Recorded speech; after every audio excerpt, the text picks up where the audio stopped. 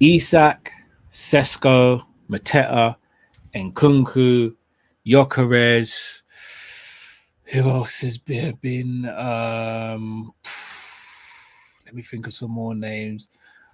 Osimhen. Mikatauze. All these names have been linked to Liverpool this summer. But Liverpool still haven't signed a striker yet. What's going to happen this summer? Will we sign one? Will we not sign one? The Konate Saga, unfortunately, continues to unravel as it seems as though he's made his mind up and Real Madrid is going to be the destination. But will it be this summer or next summer? And Nunez to Napoli is off. Where will the striker end up? People, it's the Monday Night Live show. Welcome. Smash that like button, subscribe.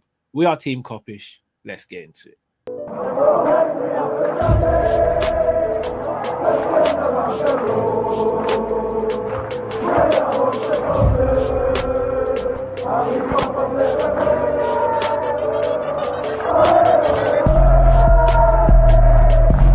Shout out to Kopish. Shout out to Kopish, guys. All the good work the up. two legends, Emil Heskey, Howard Gill. Can't get much better than that, guys. Yeah. You know what to do now. Like, comment, subscribe. I'm with legends, guys. Kopish.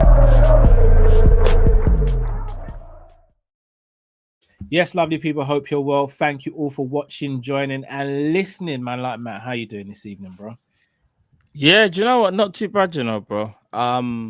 Weather's chilled a little bit, like not as hot. Tomorrow's going to be a madness. Oh, is it? Oh, fair play. As in rain. It's going to be a lot of rain. And it's going to be a lot of rain. Yeah.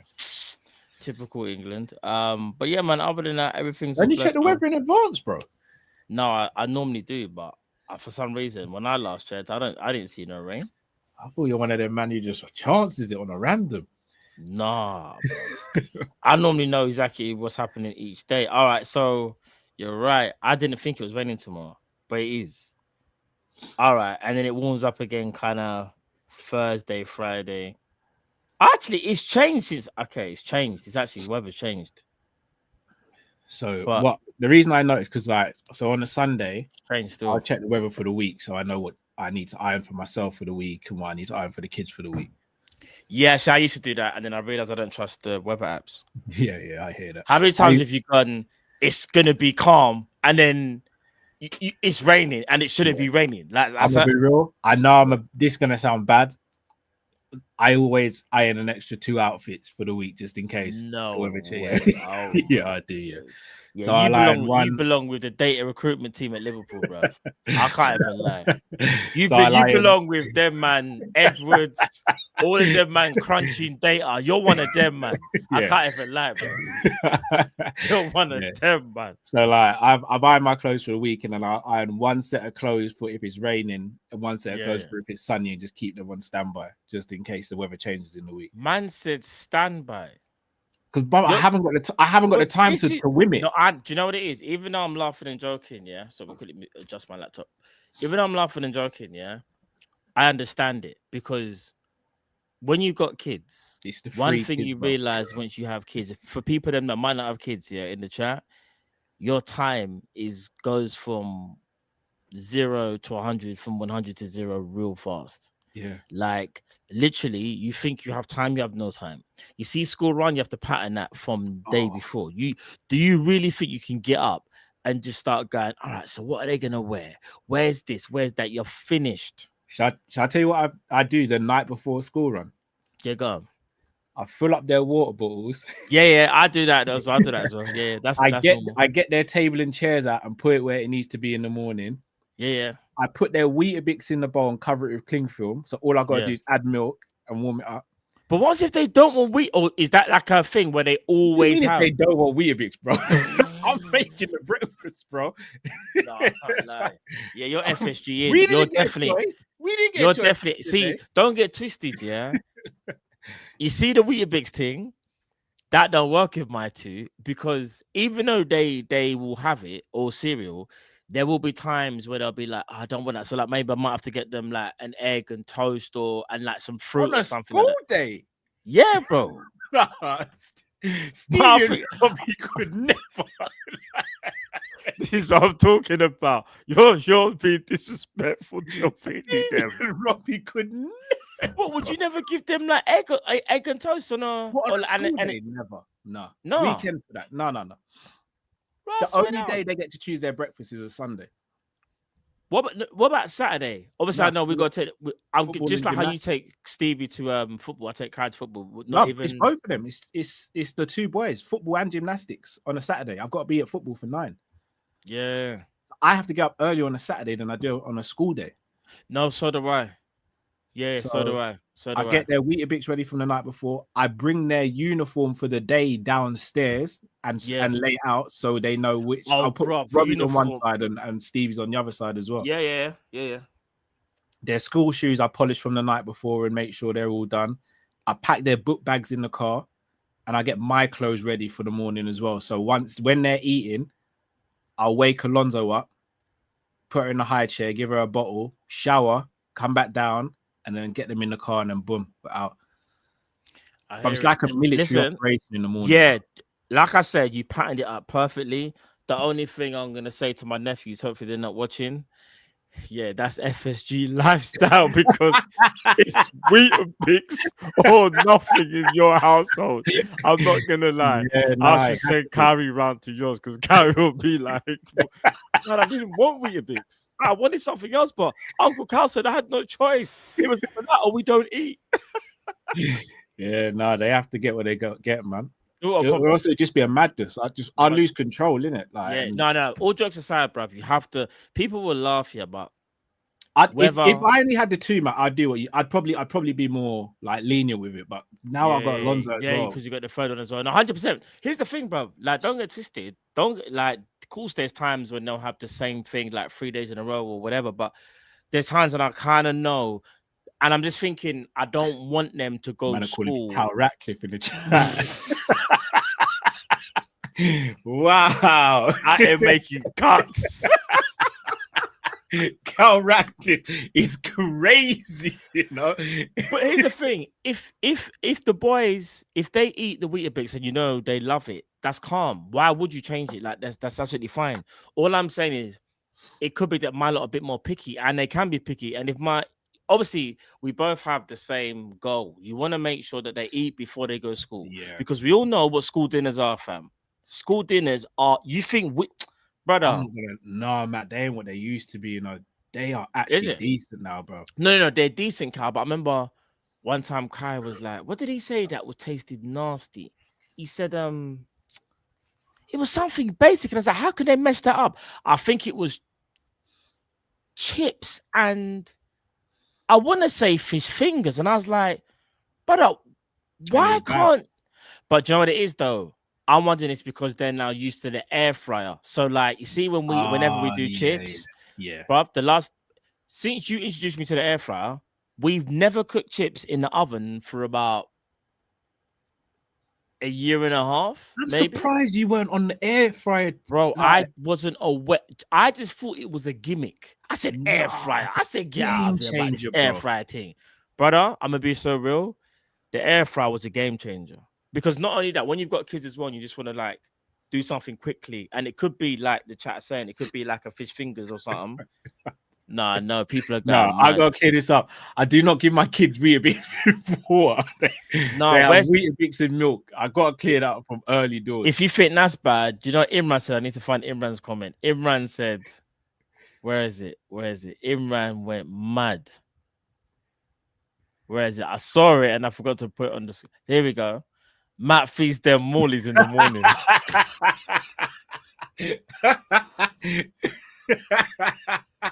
Imran, your guy mad. Your guy bad. Bigger Imran, your guy bad. Nah, bro, you see the mornings, bro. Because like, remember when I've done the school run, my morning's still not over. Oh. No, but with my daughter, remember, I've got to come back. Same with Alonso. Because remember, she don't do full day. It's only September. So I'm doing double. You're saying to me, you're doing double run. Yeah. So I've got to bring Alonso with me to the school run, come back home, give her some breakfast, then get her ready for nursery, take her nursery. Then I got to come back, do filming or whatever I've got to do. Yeah. Might have to do stuff around the house, then might have to do some other stuff. Well, I've got to drop her to either my mum or the in-laws. So, brother, but today, I kid you not, the only time I've sat down today is to do streaming. Bruv, same. No, same. I've been up since 7:30, and the earliest I'll probably go to bed is probably about 2:30 a.m. I was up from 7:30, same as you, but I'll probably say I'll go to bed around, if I can, around. Actually, no, about 1 or 2. It's about 1 or 2, I'd say. Because I've got this, then I've got a Sanderson show, then I've got Monty's show, and then I've got another MMA show to do after that. And then after that, I'll probably do a little bit of video editing and then go to bed. I'm telling you, bro. Like, people don't understand. Like, big up the people in the chat, because I swear, listen, it ain't easy. The grind is not easy. Grind is not easy. So when this is why when we say to you lot, man, if you could just smash the likes, like, trust me, you lot don't even know what we go through, like, through the day sometimes just to even be here. You know them ones. So trust me. But I mean, we speak about options, and obviously Stevie and Robbie ain't got much options when it comes to breakfast. But it seems like Liverpool are going through all the options when it comes to strikers, Matt. Mateta's the latest name to be linked, and Kunku today as well. Sesko followed Liverpool, which sent the fan base into a meltdown. Ekatike has been linked, but now looks like he'll be going Newcastle. Gyökeres's odds were slashed by Bet365, and he's heading to Arsenal. Big up our brother Tom Little in the building as well. Big up Tom, man. Tom, I'm still struggling with Friday's stream, by the way. We'll speak offline, but I'm still not happy with you, bro. I wasn't even there. Did Tom say? Oh, I think I caught a tiny bit, maybe, Friday, but I don't. Bro. Yeah, was he that Tom mad? Madness on Friday. No, bro. Do you want me to tell you what he did? Yeah, go on. Tom wants to do Morgan Rogers false 9 up top for Liverpool. What? I told you. Told you. I need to recreate that Mourinho gift. No one where he's got a headset is doing this. I told you. That's not even the worst. That's not even the worst. You had to quit him.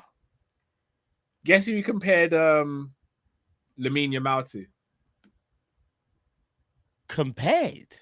What? Someone from Liverpool? All right, so right wingers. So obviously they can play Salah because they're like they're different generations. No, not Salah. No way. No way. You see it in the chat? I'll just see it. Man said Doak. Yeah, man. Not just compared it verbally. He ran the numbers and did a comparison with Doak and Lamine Yamal. Then after that went on to say he reckons Doak and Rio in a couple of years could be the best winger partnership in the league. All right. Here's what I'm gonna say to Tom. Tom literally fried my brain the other day. Look, he's not even joking, bro. Where is it? Send the graph if you hear what I'm saying. Especially Rio, mad talented. Doak is talented. But you can't compare them to Yamal because, like, I'm not even going to do the whole, like, I'm just going to have a serious football conversation. What Yamal's doing is unprecedented. It's not even just about the technical ability, the IQ. It's generational talent right in front of our eyes. That's the honest truth. As great as Rio is and Doak is, they're not at that level. Could they go to that level? Maybe. Hard to say. Rio, I think, has a very, very high ceiling. I think it's a higher ceiling than Doak.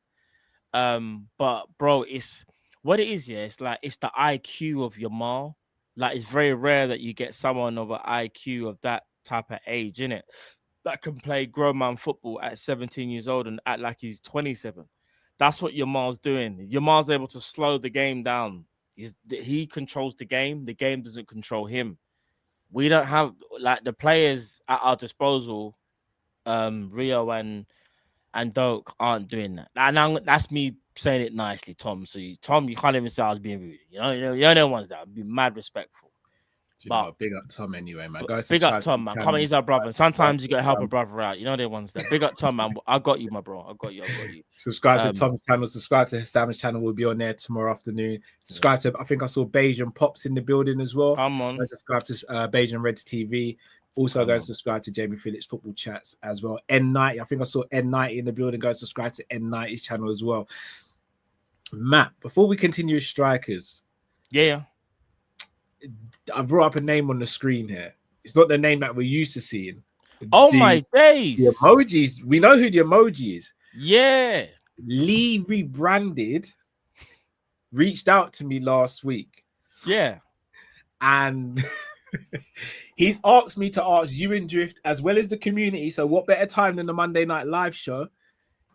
His own words were, he's extremely apologetic. He can't do this anymore after the Mateta deal went through. And he doesn't want to be an Arsenal fan anymore. He wants to be Liverpool Lee again. You're lying. He's in the chat. If I'm lying, God strike me down. Lee, there's no way. Lee's in the chat. There's no way. Lee's come under fire recently from Liverpool for a little while now, from Liverpool fans, because, you know, he's been doing a bit of a madness. He's apologized for things he said on Never a Foul. He's apologized for things he said in the chat. He's apologized for the Arsenal stuff. He wants to have his say as to why he believes we should accept him back into our community as a Liverpool fan. Brother, let me get something straight. The guy that apparently was a Liverpool fan. Jamrock said the key card access is revoked permanently. Bro, I'm not gonna lie, fam. You see, I think it was during the. Look, I'm not joking. Look,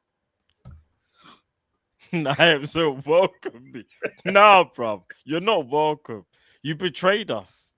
You know what's so crazy with Lee? Yeah, big up Lee. Come on, my brother and that. Yeah, but Lee, fam. In fact, because you're in the chat, let me address you, brother. Yeah, Lee, we gave you an opportunity, and you stabbed us in the back. You actually did. I'll never forget when Lee was like coming into the comments and chatting the most. And now,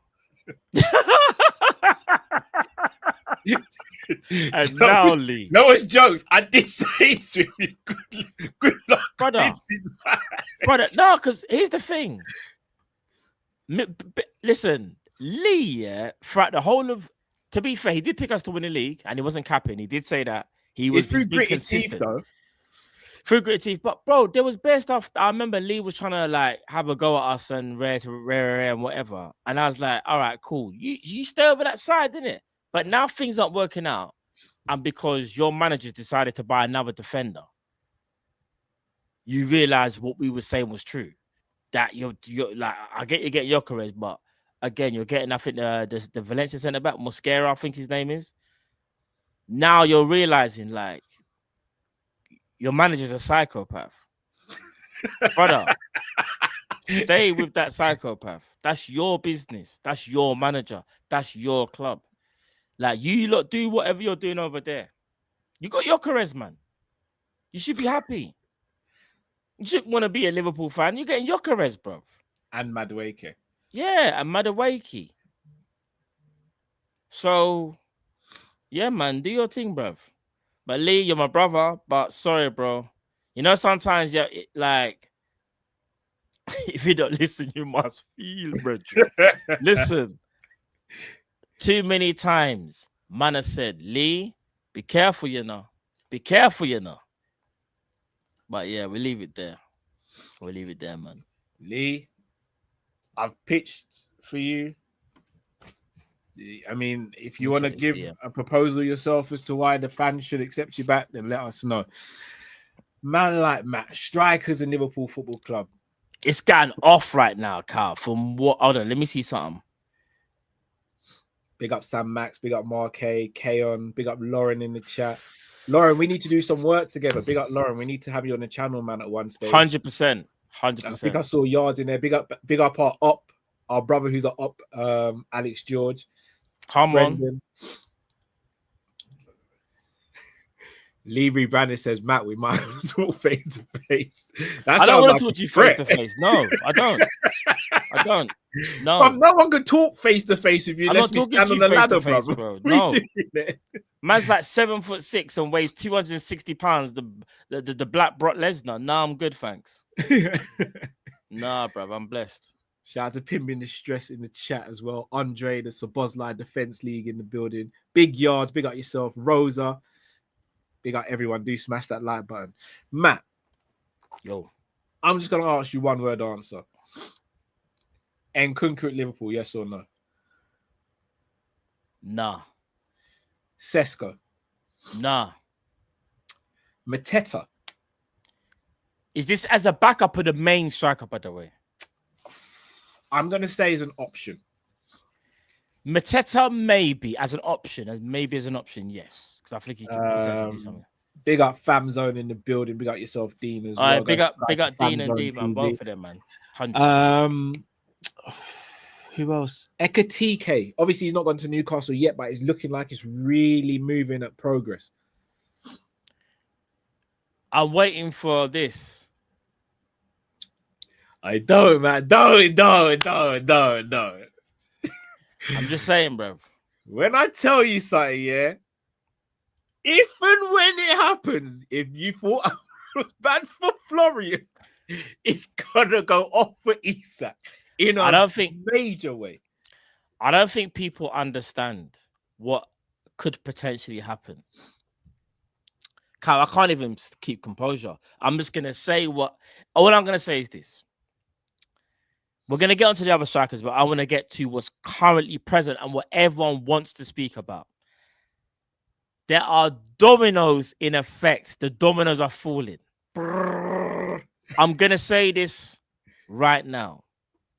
If Ekatike completes his move to Newcastle, I genuinely believe Liverpool will do absolutely everything possible to get Alexander Isak. I am not buying, and again, I want to make this clear, by the way. I respect Newcastle. I respect their fans. This isn't no disrespect. This is just me talking football and what I believe. And again, this isn't like definitive. This is what I believe.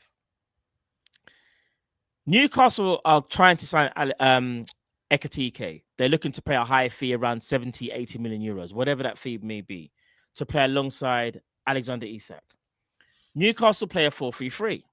Okay, cool. That's fine. They can play two strikers. That's cool. So what formation are Newcastle going to play? Are they going to play 4-4-2 and upset the midfield three that they have with Joe Linton, Bruno Gomes, and Tonali? Probably not. But you could. Maybe one misses out, but then you've got an unhappy midfielder. But you can still play your Gordon and your Elanga on the wings. Could they play a 3-5-2 formation? Play three at the back? Probably not. They've got injury problems at centre back. They like the centre back's not very reliable. Good centre backs are not very reliable. And are the wingers gonna want to play wing backs? You just bought Elanga. Are you telling me Elanga's gonna want to play wing back? Can't see that happening. You could play 4-4-2 diamond, but I don't think I can see a 4-4-2 diamond because you just bought Elanga, who's now also a winger. Now, you could stick to 4-3-3. Maybe one of them plays on the left. But again, Ekatike, why would you leave Frankfurt to play on the left when you're a striker? Not only that, I'm going to say this. Newcastle doing this whole play alongside Isak, obviously, ideally, that's what they would like. But they're also kind of similar in the way how they play. I've been saying for time. Not only that, Ekatike knows it's a World Cup here. He knows this is obviously his best chance to move. If you're going to move country and league, you need to know you're going to play week in, week out, right? So you need kind of assurances. If you need assurances, then that tells me that you've been assured that you're going to play. And if it's a 4-3-3 formation, I only see room for one striker. Now, people could say they can rotate it. This was Callum Wilson, which is true. But Callum Wilson didn't cost you 80 million euros. And not only that, Ekatike has a World Cup to think about. And this is his best chance to play in a World Cup because he's up against players like Kolo Muani, Marcus Thuram. We know Mbappe is the main guy, but let's keep it a buck. Other than Mbappe, Ekatike probably fancies his chances against the other French strikers. Sorry, Matt. Sorry. Cool. Sorry. Shout out to Lakers. According to Def Central, major breaking news: Liverpool is willing to offer an astronomical amount, around 130 million euros, for Vinicius Jr. Huh? His contract expires in 2 years, I believe.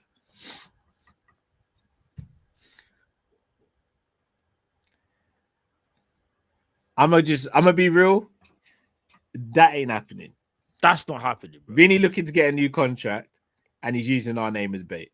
We are not getting Vinicius, bro. We ain't getting. We're not. And shall I tell you why? From a work standpoint, Slot ain't gonna bother what Vinny's about still. Going forward, Vinny is amazing. Defensive work. Yeah, Slot ain't gonna part with that. He ain't. Yeah, facts. All I'm gonna say is what this, Hulk did to Loki in the Avengers movie. Yeah, that's what Virgil would end up doing to Vinny Jr. every other game. Bro, I'm not even gonna get sidetracked by Vinny Jr. No, I'm not getting caught up into that one. But you see the Isak situation, bro. I said that, you know what's so mad? When Ornstein tweeted that Newcastle are trying to get Ekatike, I just tweeted this. I didn't say nothing. I just tweeted this. Some of the responses were mad. You're not getting him. He's not coming. Did you read that? He's playing alongside him, brother? This is football. Why would Newcastle tell Ornstein to say that we are going to sell Isak? Why would they do that? Does that make any sense whatsoever? Do I think he's definitively coming to Liverpool? No. Do I think he opens the door more so by getting Ekatike? Yes. Read between the lines, people. It is not very hard. And again, that's my beliefs, Cal. It's gone from 30%, in my opinion, to now 50-50. Genuinely, I think it's 50-50 now. I think Liverpool will try everything to get Isak if they get Ekatike. And what it does is it allows Newcastle to get their player before we even try and get Isak. Right. So I'm gonna throw a potential spanner in the works here. Go ahead, bro. Could the Newcastle player that's leaving and possibly coming to Liverpool not be Isak but Anthony Gordon? Potentially, you could be right. Yeah. How would you feel? But the problem is that I don't see a world where you've got two strikers that both want to be number one. People keep saying he's rotation for Callum Wilson. Callum Wilson, and respect to Callum Wilson, by the way, Callum Wilson was never going to get into the England squad, in my opinion. Callum Wilson... Not after all the injuries and all that. Yeah, the injuries obviously affected him. Hugo Ekatike is going to leave Frankfurt to be a rotational player at Newcastle for 80 million euros. Let that sink in. And you guys let me know whether you think that's the truth. Now, I'm not saying it's not impossible. They might be able to keep both of them for the year. I just don't see that happening long term. I really don't, bro. You've got two strikers there. You've got a 23-year-old and a 25-year-old or 26-year-old. Come on, man. Cal, give me 1 second, bro. Give me 1 second, yeah? Very cool. I'm going to hit up these super chats while you're doing what you're doing. Big up to everyone in the chat. Let's start off with Mr. Dare I Say It. Says, one day there's a tornado and the next is 95 degrees Fahrenheit. I'm guessing that's in America where you are, but it's pretty much like that in the UK at the moment as well. Shout out to LFC Network. Big up yourselves. Go and subscribe to them on Instagram. Got a fantastic page as well, doing good things there. Shout out to Liam. Says, we've got the Hungarian Roberto Carlos. He's class. So caveat, guys, I was out all day yesterday. I've watched the first half on replay. I haven't watched the second half yet, so I haven't get to see Kirkes or Frimpong, but I've heard glowing reports, especially about Kirkes, so I'll be tuning into the rest of that game probably tomorrow morning. Jack of all spaces says, what's harder, guys? 1 to 2 or 2 to 3? What's hard? Probably from... I mean, kids we're talking about here, by the way. What would you say, Matt? What's this? Going from 1 kid to 2 kids or 2 kids to 3? I mean, no disrespect, you can't answer the second one. You haven't got. I can't answer the second one. Yeah. Put like this: when you have one kid, you just have one kid. When you've got two kids, obviously it's more like it becomes more difficult. And I'm just gonna say, going off how you feel, I'm gonna say 2 to 3 probably the worst. Because now it's not even, it's odd. So now it's like you got your boys and obviously you got your daughter. Bruv, I can't even imagine, like, in my brain, like, there's now 3 of them. Bruv, I'm not gonna lie. I'll be a wreck, bruv. That's me being so real. Behind this smile, there's pain, bro. I'm not gonna lie. I say to my missus all the time, to answer your question, like, babe, listen, man. Obviously, like, whatever happens, like, I mean, if God has a plan, but listen, 3 kids. And I think, John is as well, bro. It's the ages. I think it's the ages. Because if you've got, say, 3 kids under 5, oh my gosh. I did. Yeah, that's what I'm saying. And I remember how, like, bro. Bro. Mum will be on the phone. Struggling for that airtime. You know when you're like, yeah, but guys, stop it, calm down, chill out. Chill. Stevie, Robbie, stop doing that. Yeah, Matt, give me 1 second, bro. Guys, if you do not stop, we are big for the month. Nah. You probably heard me though, and I've just got 2. I'm like, leave him. Listen, stop it. Yeah, guys, give me 1 second. Like, it's, bro, there's a lot going on. People don't understand when you've got kids, chat, yeah, and you're just trying to have a normal conversation. You could be having a normal conversation with your partner.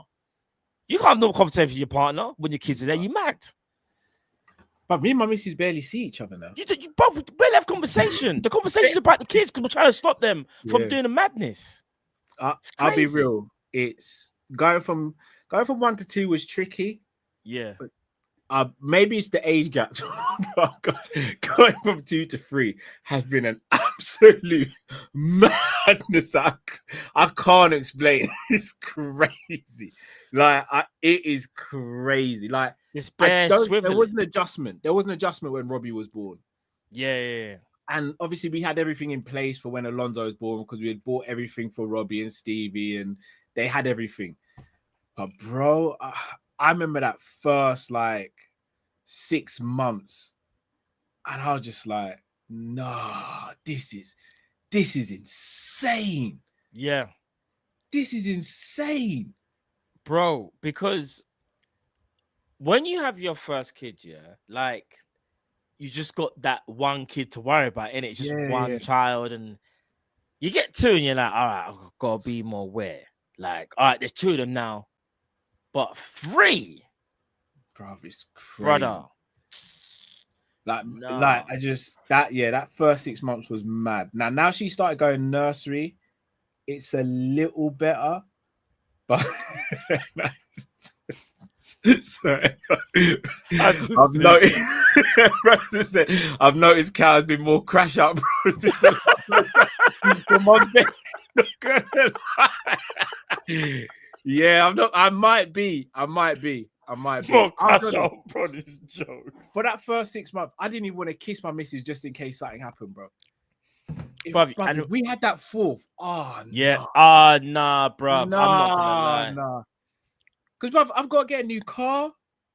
We're going to have to get a new house soon. Yeah, bruv, I'm not going to lie to you. Moving. Yeah. Matt, the thought of moving with 3 kids, bruv. Oh. No, it's mad. I can't even... Having 4 kids, yeah, and big at the people that have 4 kids. You're doing an amazing job, by the way. Like, honestly, because having kids in general, everyone knows it's hard work because it's the first time in your life that you're putting someone else first before yourself, innit? Like, I know obviously like people will say that relationship stuff, but remember, kids are younger, you do everything for them, innit? And it's a thing where you put everything aside and you have to drop everything no matter what it is. So you see them little, your whole life changes from just thinking like, oh, I'm gonna lay in today, I'm gonna chill. Lay in. You're going mad. I don't know what a laying is anymore, bro. Bro, Alonso climbs out of the cot now, bro. No, see what I'm talking about. When they start doing that as well. when they start infiltrating and they do the front somersault in it. Yeah, imagine. I almost crashed out the other morning. Robbie's. I'm in a deep sleep in it. Yeah, Robbie's gone come into our bed, so he's lying in between me and the missus. Yeah, Alonso is still in her cot. I just felt like this movement, and like, so I've kind of looked around thinking, why my missus like, why she need me in the back? It's him, and he's got. This is what he said to me while I'm off asleep. Dad, you're taking up a bit too much space. I said, what? I said, bro, this is my bed. Bro, this is my bed. Your bed's next door. Like, bro. I said it straight face, bro. Looking me in the eye, bro. And just know the bed that you have with your missus is now the kid's bed. They could be on the full floor, third floor, second floor. They could be the room next door. That is, you see that bed there? That's now the kid's bed. Because like you said, at any given moment, they just raid. They just always raid. Always. They're just always there. I know they live in the same house, but why always got to be there, bro? I'll be honest, Alonso, at this age, Alonso is showing the signs of being the biggest handful as well. Yeah, I'm going to be real. You see my daughter, yeah? Bro? They're different, bro. Nah, everyone even sees it with her as well when it, like, literally, bro, like, she will not leave me, like, for nothing. Like, I'm talking everything says daddy, daddy, daddy for everything. Like, obviously, she's 4 and whatnot, and trust me, it's amazing having a daughter. But the reliance is mad. But it's what happens when you're a dad now, isn't it? Like, especially like with the boy, it's a bit different. I think even with Kai, obviously still daddy, but obviously with my daughter, she's more daddy's girl. That's how is. Do you know what I'm saying? And bro, when I say to you, there's many a times when she tries to use that to her advantage, bro. Don't get twisted. She might be 4 years old, but she's already thinking like, I'm not gonna lie. I'm just gonna thump Kai in his head, run away, and act like I got hurt. Bruv, trust me. I know Alonso's on smoke, bro. She's actually trying to fight Robbie, like like fully trying to fight him. Bruv, like, listen. They have the cupboard. I've had to move all my snacks around. She goes into the cupboard. She'll open the packet and start eating it. She'll just walk back into just sit down eating it in front of you and just smile at it like this. Bro, and I'll be like, "Oh, Anna, did you say she could have it?" And she's like, "Nah, I thought you didn't." I was like, "Yeah." Well, she'll just sit down in the sofa, and then if you take it, Robbie tried to take one of her things away the other day. Has there ever been a moment where the missus has like say you've hidden something? It's been hidden, yeah. And the missus has allowed one of the kids to eat the thing. Oh, brother, when I say to you, brother, I almost cracked out. I turn. Listen, but I just leave the room. I'm like, when she doesn't have you deal with it. Yeah, I'll just be like, babe, you know what? It's cool. I ain't even say nothing. But you let them. All right, cool. Say less. It's long. It's long. All right, let's welcome my brother to the show. Come on. We got Drift. Evening, lads. Evening, people. What's good? What's going good? On? What did I miss? Boy, about kids, have you seen the news, Drift? Like, as of recent, like. Yeah, I saw a really crazy, stupid thing, which I'm sure you've spoken about because I was kind of listening to you while I was in the car. So you seen this, Drift? Oh yeah. Well, that's the original news from earlier on in the day, right? Well, put it like this. When I first saw that thumb up, you're not probably gonna say this is racist of me to say. I thought, oh, heavy, Ibu signing a new deal. That's what I thought initially when I saw that thumbs up. They all look the same. Yeah. all their hands are the same. All their hands look the same. All their thumbs got the same shape.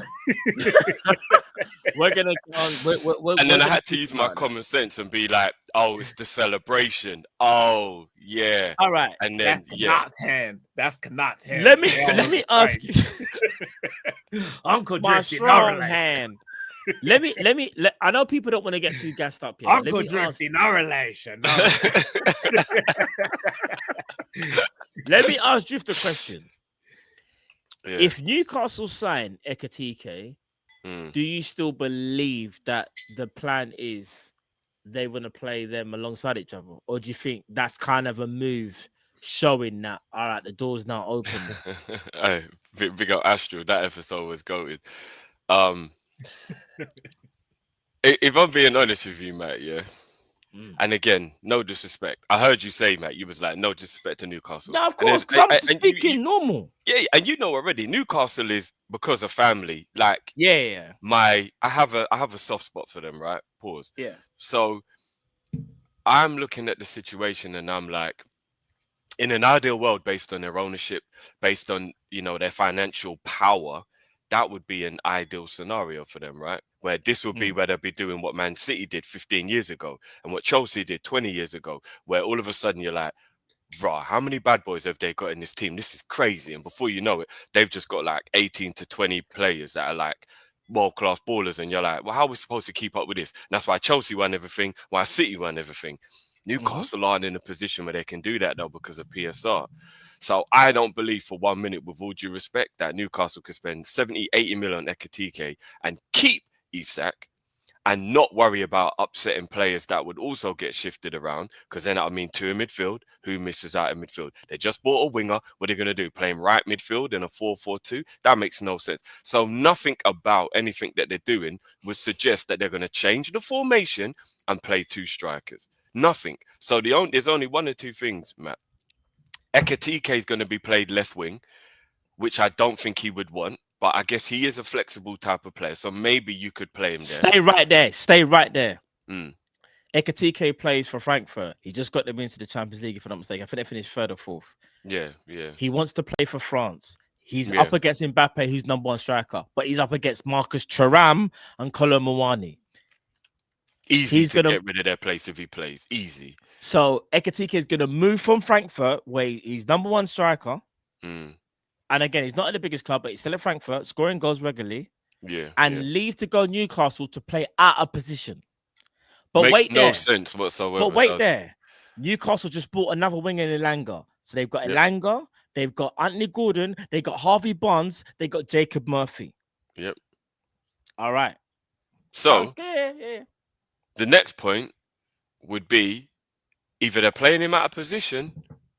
No, I'll add a third one, actually, which is the one I hope isn't the most. Jamie will be happy about this. Liverpool go to Newcastle, but they get Gordon. And then maybe Ekitike plays left wing because we've taken their left winger. That's a possibility because we do like him, but we're hoping that's not the one. But the main thing that it must be, Matt, is common sense would suggest they're making sure they're bringing a bad boy to take the place of the bad boy they already have, that they've had discussions with and have realized he has a dream and they can't fulfill it. And it's just that simple. And we are dream makers. That's what we are over here. You win leagues and big ears and trophies, and you got gold around your neck like you're Mr. T when you play for Liverpool. So what we do over here is we change lives. That's what we do over here. We just took one walk around AXA, and a certain number 10 said, yo, Bayern Munich, who? Man City, who? I'm going to come play for the slot machine. That's what I'm going to do. And that was the best number 10 in the world. What's Isak? He's arguably top 5 striker in the world. Top 3 striker in the world, mate. Maybe Cal might even make him number 2 striker in the world. I don't know. But he's right at the top of the list. So we're about to change lives. We're about to drop that dough. We're about to spend that money. I'm going to buy one of them machines, because when we sign Isak, I'm spraying money in the air. So I'm going to go, if Amazon, anyone knows where's the best place to get them. I'm Bobby get it from Amazon. Let me say this as well to add to exactly what you just said, yeah. When Man City bought a striker in Julian Alvarez, it worked for 2 seasons, and then Alvarez obviously wanted to leave. When you buy 2 strikers of high class, there's normally one winner. And that one winner is there's only one striker that normally stays. The other one will seek pastures new because he wants to play football. It never works out. Marmoush is slightly different because Marmoush is more of a forward player than he is a central player. Alvarez is more central than he is a wide player. Alvarez wanted to play through the middle, wasn't getting the minutes. He said, all right, cool, I'm going to cut. Newcastle could be doing a long game. To be fair to them, they could be. They might say, you know what? Isak's got 3 years left. If we can keep Isak happy for like another year or so, we're good with that. And that gives Ekitike the time to kind of like I say, like get used to English football. However, I just don't see it.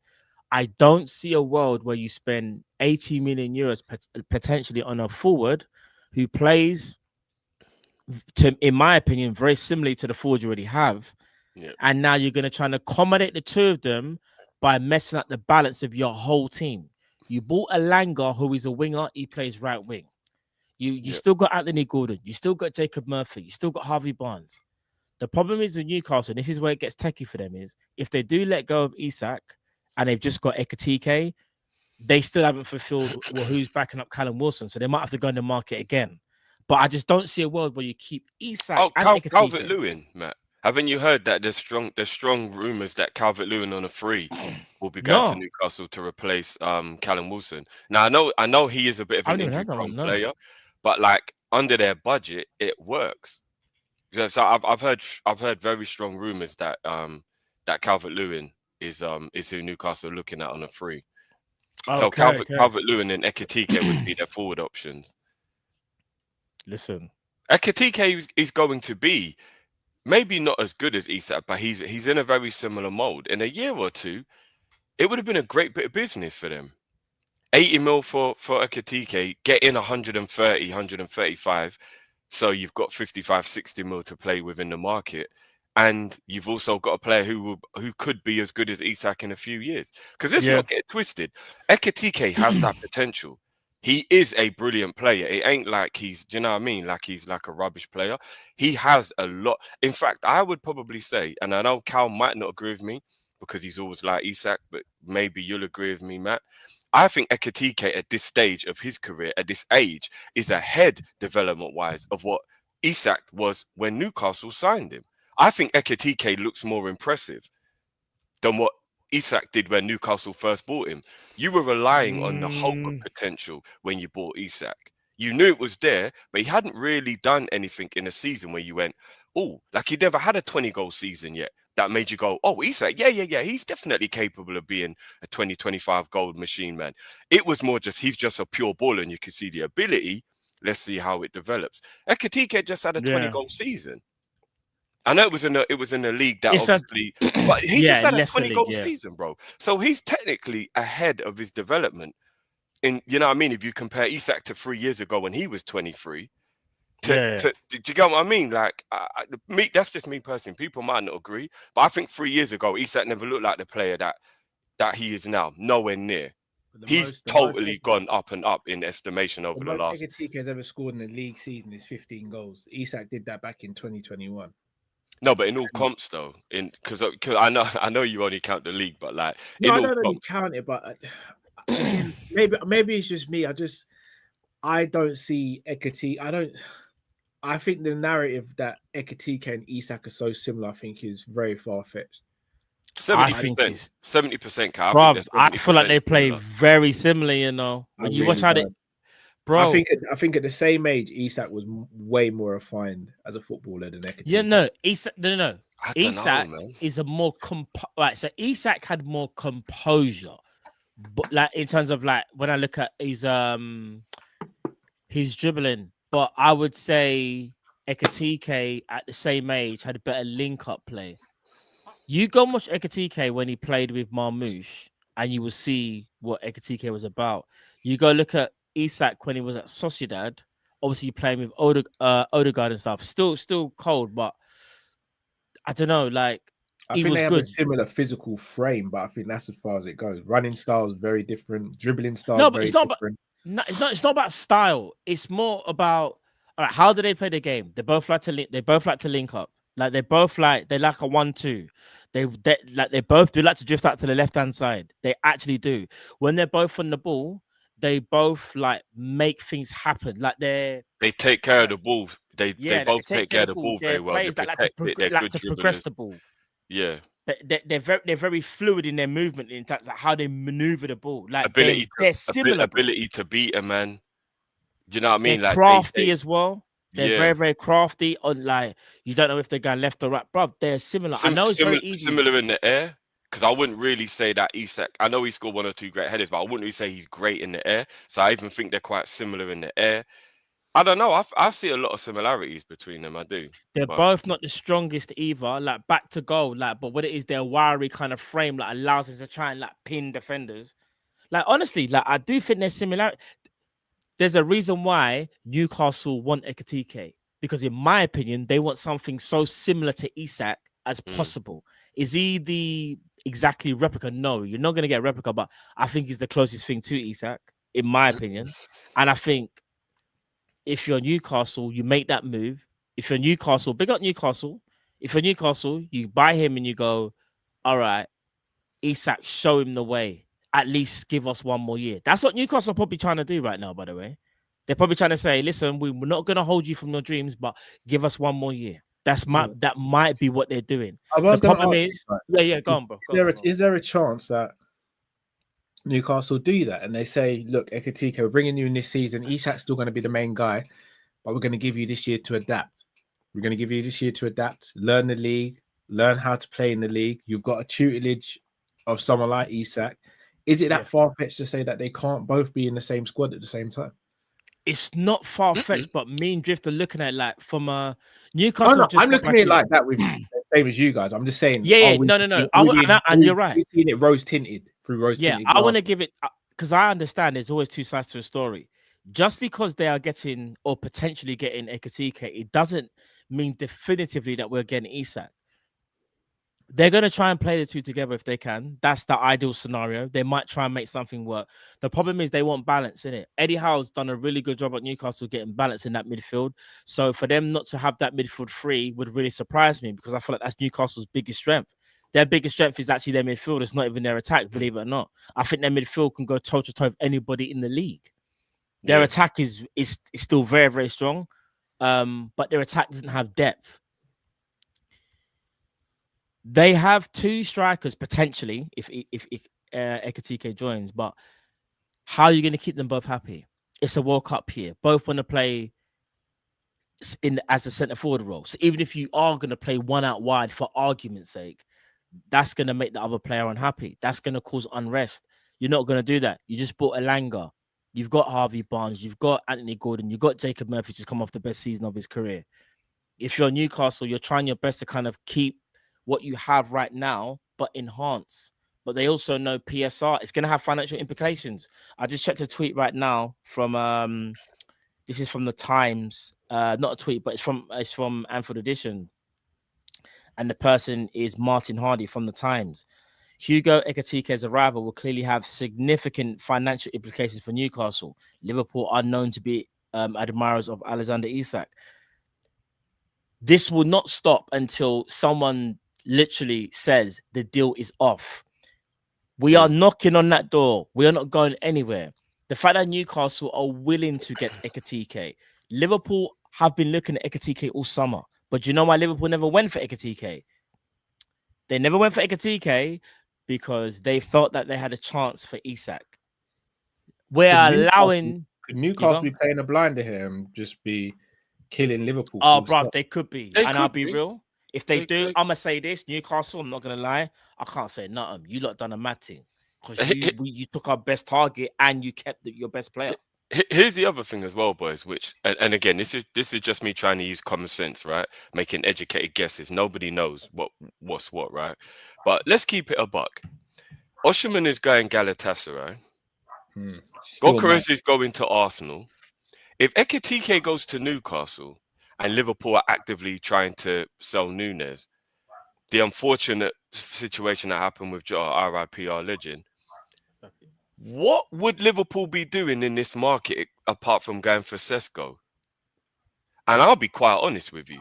If it goes from we thought we were getting Isak to Sesko, Florian ain't stopping the crash out from this man in the middle right now. I will lose my ish if we go and get a 13-goal maximum striker to supposedly replace our number 9. Nah, that's crazy, bro. So unless we're going for Sesko, which better not be true, we've also let all the best players on the market go, meaning it has to be Isak we're on. It has to be. I agree with you. How else can it not be? And if Liverpool are going to pay 80 mil for Sesko, surely they'll be willing to pay 130 for Isak. I know it's a lot more money, but like common sense would suggest Sesko isn't even remotely close to worth the risk of 80 million. Even Arsenal, who are terrible at making transfer decisions, feel like Sesko is priced out too much at 80 million. Do you get what I mean? Right. So why would we go and do a worse decision than the team that can't stop buying Chelsea bums? Now, give me a break. It can't be. Let me ask a question. I'm going to ask a question to the fan base now. And I'm not going to caveat it because I know there's going to be a crash out. Yeah. You mentioned Ekitike just having a 20-goal season. He scored 22 goals this season, if I'm not mistaken.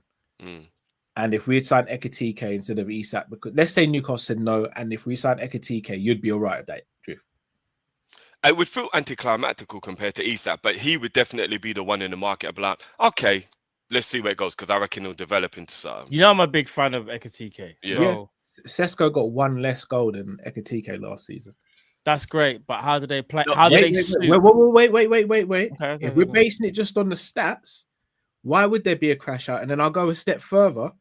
The season before, he got more goals than Ekitike as well. But the stats. Yeah. I don't care. No. I'm gonna be real. No, but I'm saying why is it? No, I'm saying why do we not have consistency? The fan base don't. No. The fan base don't care about. Bro, I'm gonna be so real. Gyökeres scored how many goals last year? This season gone? Like 50, I think. Yeah, it's something crazy. Yeah, but only Arsenal gone in for him, and his fee is only going to be apparently 73 million euros. Liverpool could pay that money. Liverpool are not just looking at goals and assists; they're looking at playing style. They're looking at everything. Us as fans, obviously, we're not Michael Edwards and Richard Hughes, but we can see certain things in Sesko's playing style where we go, nah, it's not really it. And we could be wrong. But majority about Ekitike as well, right? No. We could be wrong. But what we are saying is we feel like as a fan base, Sesko's not that guy. Like unanimously, everybody in Liverpool's fan base, even if you think he's decent, no one sat there and gone, we have to get Sesko. This is where one thing where I think we can all agree on. We're all gonna have different opinions, yeah. But there's a common denominator. We all love Liverpool.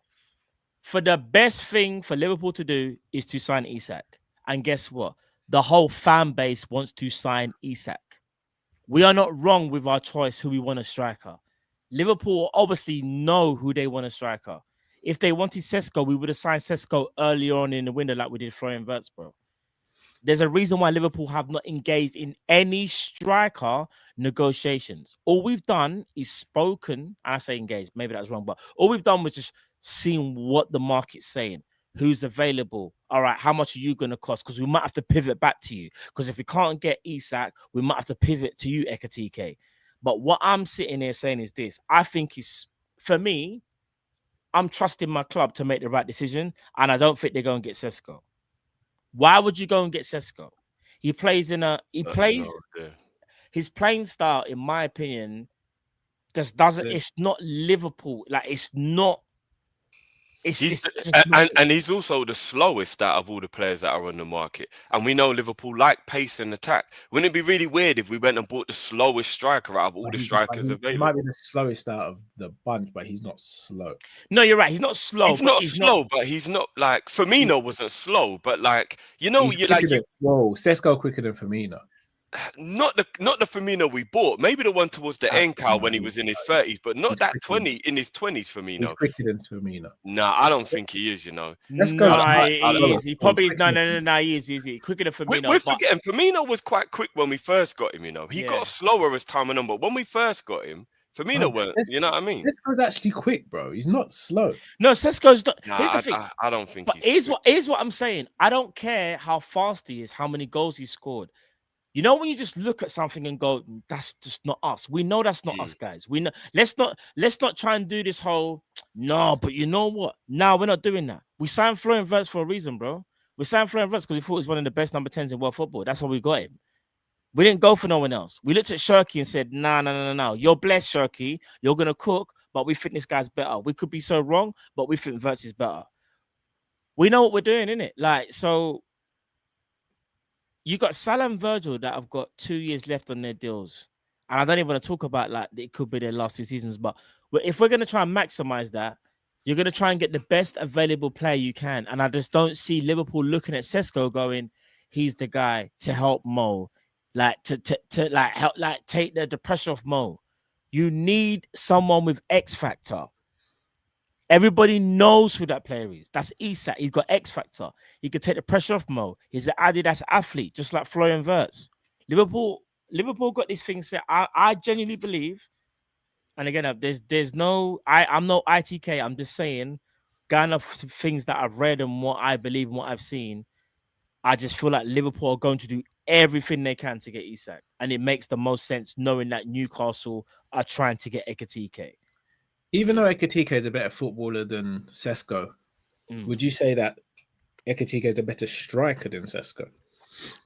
I think there's two different things there. Maybe not. Haaland's a better striker than Isak, but Isak's a better footballer. Yeah, maybe not now. Maybe Isak's a better striker right now. No. Sesko, sorry. Maybe Sesko's a better striker right now than Ekitike.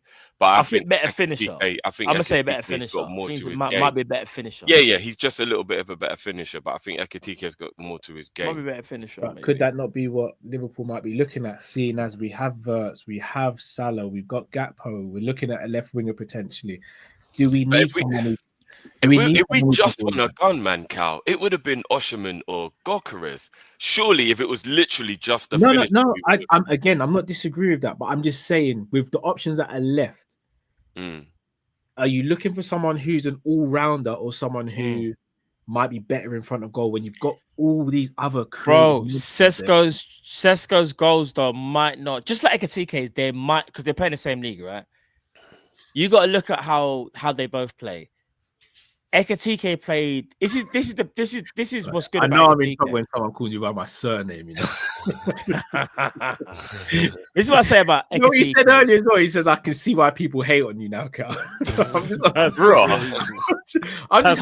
questions. I'm just asking questions because I'm gonna be transparent. Yeah. I don't want Sesko, but I also don't think he's half as bad as people make out. All right, here's what I'm gonna say.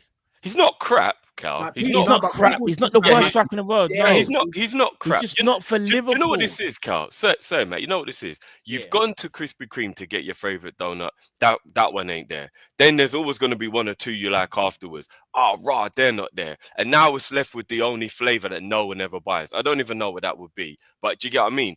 Like, it's Krispy Kreme, but it's still probably going to taste nice. But you're so disappointed that you didn't have the 3 or 4 options you wanted before. And now you weren't really satisfied eating this donut. You're just eating it because you went all that way and you don't want to go home without anything. That's what it will feel like with Sesko. It will just feel like we're just eating that donut on the way home because we went all that way there. It ain't going to be that satisfaction you felt like you were going to get when you was on your way there and you was excited. Do you get what I mean? Because you were going to get the one you wanted. So I'm not going to be like, oh, Sesko's the worst thing in the world. But I'll just be, my crash out will be, how dare Liverpool get us that happy at the beginning and then let all the good strikers go to everybody else. And then we end up with the one that's clearly the worst of the bunch. Because let's be honest, Sesko is 100% the worst of the bunch of all the available strikers that are going to make their moves. Easily the worst of the bunch. So, like, I would just be like, why have Liverpool, the best team in England, the champions, gone and got the worst option out of all? Do you get what I mean, lad? It just wouldn't make no sense to me. It would be weird. And he ain't cheap. We went and got... He ain't cheap. We got the lap cow. Honestly, I'll be so annoyed if we pay 80 mil for Sesko instead of just going and getting the lap for 30. 100%. And you already know my stance on Pedro. Pedro just went for 50. We thought we'd have to pay 80 at Brighton. He just went for 50. That's true. What that the hell cheap. is that all about? Yeah. That was Pedro cheap. over Sesko all day long. No, you know what I mean? So what are we doing here? But what you just said there is what gives me even more belief that there's a reason why we didn't go for a striker. So Liverpool. So hear this now. So I'm Liverpool went for the best number 10 on the market. We got him. Best left back we felt on the market. We got him. Best right back we felt on the market. We got him. We got all them transfers done. But now we're gonna sit there and wait for Arsenal. I was laughing at Tories. Oh, sorry.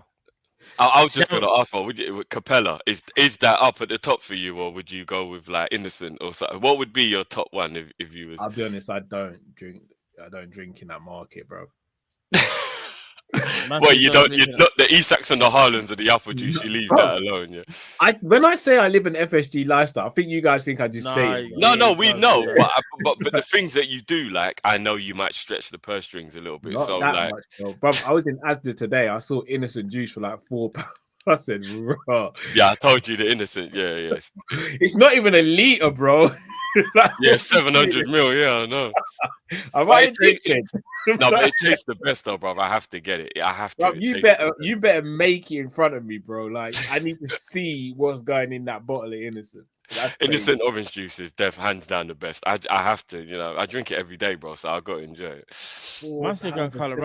It is expensive, but the liters normally on sale for £4 as well, bro. So the no-brainer is you just buy the liter one.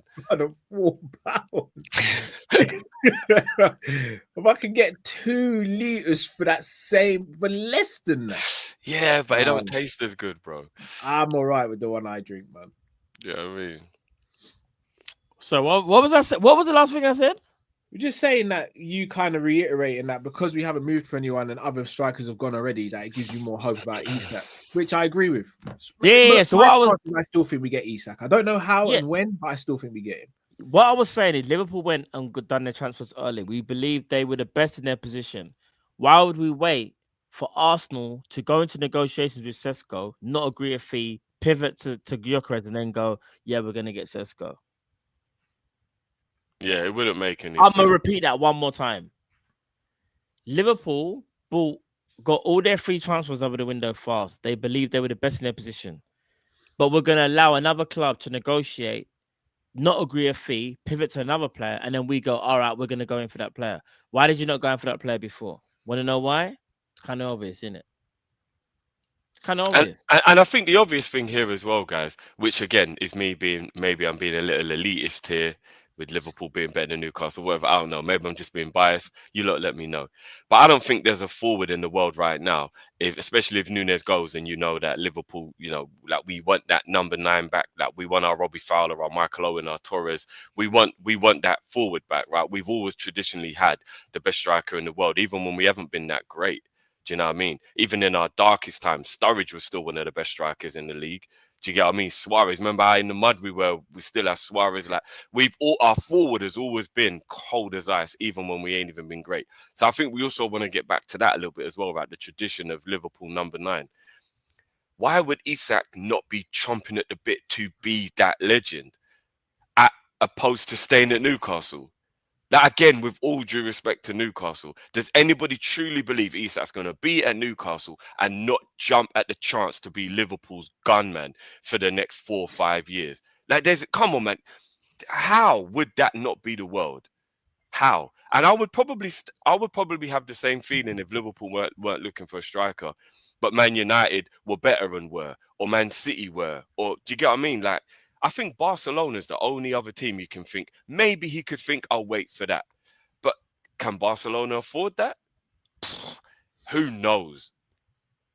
Can Barcelona afford 100 million on a striker? Recent history would suggest they can't even register a dinner lady, fam. They can't register. Do you know what I'm saying? Like, and I know they bend rules and stuff, but they can't register. That's their problem. Yeah. Other than taking Lewandowski's place, I don't see another place in world football that suits Isak more than Liverpool. And again, I might be being biased. I just don't see any other club in world football, bar Barcelona, that he suits more than Liverpool. There's one other, and it'll be a segue onto the next topic. If Vinny goes Saudi and Mbappe moves to left wing, then Isak goes through the middle for Yeah, that's a possibility.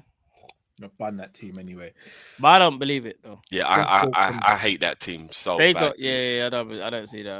On that segue, let's talk Konate, boys. Oh, for flip's sake, bro. How we feel? What we think? What we thinking here? Do we think this is just talk? Do we think this is going down the route that we didn't want? What are we saying? I'm gonna say out. Let me quickly go first. Now I'm gonna take a time out for a little piece. Yeah. All right. Like, no, I can't. All right. No player is bigger than the club. I've always said that. I'm stand by that. It don't matter how great the player is. You're not big. Like even the Coutinho thing, Torres, all of them, they're all the same.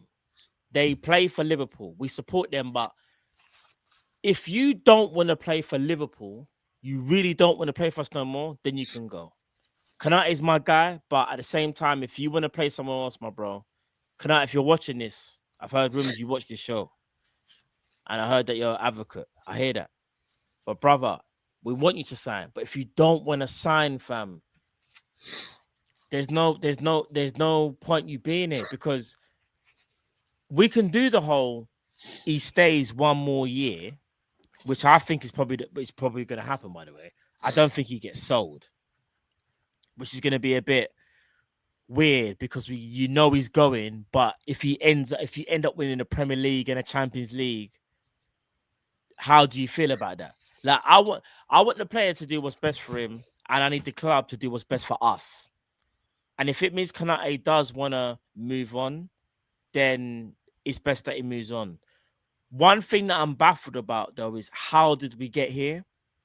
Did Konate ask for too much money? Was it a thing of FSG didn't want to pay him? Or was it just Konate just wanted a fresh start? Because I don't know. I'm no ITK. Haven't spoken to Konate. Haven't spoken to Konate's people. None of that stuff. I don't generally know.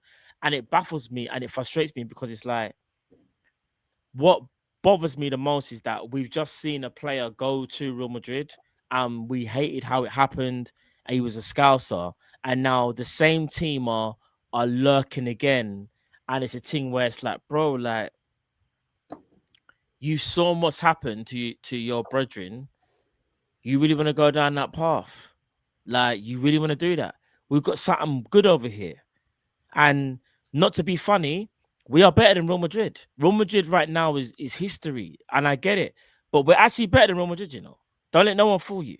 We're way better than Real Madrid. As things currently stand and constructed, I will put our club over Real Madrid all day, every day. So why are you going to go over there and try and help them to be better than us?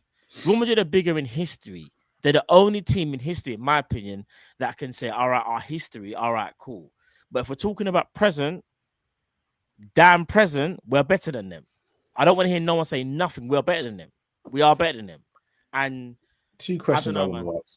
Yeah, go on. Back in October, and then I think in January or February when he was asked again, he's expressed his love for Liverpool. It's not like Trent, where Trent just stayed radio silent.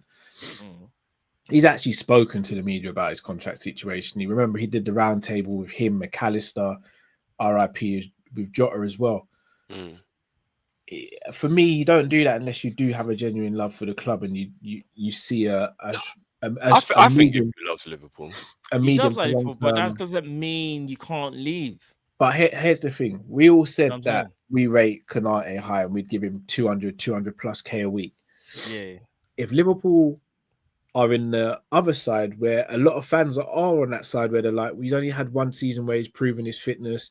Some fans don't rate him as highly as us three do. And Liverpool turn around and say, well, the most we're going to, for you is 160, 170. Is he still a snake? No, not really. Not really. He's only a snake to me if he's doing what Trent did. And the fear is that is what he's doing. He's not going to move this summer. He's going to go for free, get the big signing on fee. And I also need people to make me understand how Madrid aren't tapping. I know everything's a lot more loose now and his agents, but how are Madrid not tapping players up? It's agent, isn't it? That's why. But there still has to be some rule, man, because otherwise, what's the point in there being a no tapping up rule? Because my agent is going to tell me everything I tell him and vice versa. So what is the difference, bro? That's the tap up. Remember, Chelsea got done because Ashley Cole directly met with representatives from the club, just like we almost got done for Klopp and Virgil. Remember, that's intermediaries, isn't it? What they're doing, Drift. What they're doing is that it's the new thing. It's intermediaries. So what would happen is Real Madrid wouldn't contact Liverpool. They'll contact Konaté's intermediaries. That's how it would work. Intermediaries. That's what they say. So it would be like if I called your missus and told her something. Yeah. How is that not getting back to you? No, that's exactly what it is, by the way. You're right. What you're saying is right. No, what you're saying is right, but that's what they call it, though. I'm telling you what the rules are, though. But these rules need to be changed. They need to be stricter, 100%. Remember, and you know they why? need to be changed. Drama, you know? Football thrives off drama nowadays. It's not just about the sport anymore. Yeah, I know, but do you know what it is? No, I hear that, but this is unethical. Do you know what it is? Everything you're saying is spot on, Drift. I'm sick to and they're doing it with everyone. It ain't even just us. Do you know what I mean? Like Real Madrid are really trying to do this boy thing. Right, but guess what, Drift? We do the same as well, bro. Not really. Bro, when was the last time we tap someone up for 12 to 18 months? Real Madrid treat us like prey, and it's horrible. Guys, let's be real. They're going to challenge McAllister next after Konaté, you know. No, but I'm saying, how do you think we found out about McAllister's release clause and we found out about? We paid for him, bro. We didn't make him run his contract down and be snaky to his club. No, I hear it, but every single team, quote unquote, taps up. They just do it in different ways. Cal, this is scandalous the way they do it though. They make the player run his contract down. They make this ain't running contracts. It ain't nothing to do with finding out about. I know you're gonna say. You know what I mean? Even though I'm not saying you're totally wrong. It's not scandalous, Drift. It's just the thing we don't like. It's not scandalous. I think it is making high profile players run their contract down. I think it's scandalous. Anything the players decided. No. They're telling the player run down your contract. Will give you a massive signing on bonus. That's their ploy. They no. That is their ploy. No, it is. But what's the difference between giving the club the money or giving the player the money? Because what it is, it probably works out cheaper. People's back when you give it to the club. It works out cheaper. You get the player. No, it works out cheaper. You get the player for free. You get the player for free, no transfer included. You might give them a signing on bonus, but that signing on bonus is never going to be the same, in my opinion, as a transfer fee if that player was in their prime. For example, if Real Madrid were to sign Konaté 2 years ago or a year ago, they would have had to have paid like 80, 90 million. They are not going to give Konaté right now 80, 90 million signing on fee, bro. That's facts. He'll get like 10 to 15 most. He'll get like 20 to 30 max. But I'm saying we're speaking about this as Liverpool fans. Guys, we've tapped up a bunch of players. Why is it we're able to move so quick with Kirkes? You think Kirkes just happened? No, Cal. No, but Cal, that ain't tapping up because you're just finding out information that gets you the game Drift. It's the same thing. The only difference is we're giving the club the money rather than giving the player the money. No, Cal, you're involved in the club, so it isn't behind the club's back. Because if the club turn around and say no to the transfer fee, you can't do anything about it. So you can speak to the player all you want. Real Madrid make it be out of the club's hands. They make the player run his contract down so he's a free agent. So the club can't do anything about it, bro. It's not the same, bro. It's not the same. Because of the Bosman rule, bro. Cal, we paid 116 million for Florian Wirtz. We spoke to him whenever we spoke to him. So even though, you can say tapping up, we still paid an astronomical potential British record fee. We're not disrespecting the club. All we've said to the club is, listen, and remember, Leverkusen were aware of this, by the way. So again, we actually have manners. Yeah, we have manners. Real Madrid don't have manners. There's a difference. They will say to the player, boom, don't sign the contract, big man. Don't sign it. We'll get you for free. You play for us, sign on fee. We got you. We don't do none of that stuff. So even though it's tapping up, it's still the same thing, different way of doing it. It's disrespectful because what you're doing is you're basically saying to the team that you're getting that player from, we don't give a damn about you because we're not paying nothing. They've just taken one of our best players, bro. One of the players. No, wait. Our vice captain, who was supposed to be at the club until he retired, has left. They took one of our best players for free. That we don't do that. We didn't get Kirkes for free. We didn't get Frimpong for free. We didn't get Wirtz for free. We had to pay. We had to negotiate. So even though we spoke to them at certain points, we still negotiated with the clubs. And we gave them, more than enough. Come on, man. There's a big difference. Let me ask you guys a question. If we were doing what Real Madrid are doing, let's say, for example, I'm trying to think who's available on a free let's say Rodrigo is available on a free next summer, and we did what Real Madrid are doing. How would you both feel about it?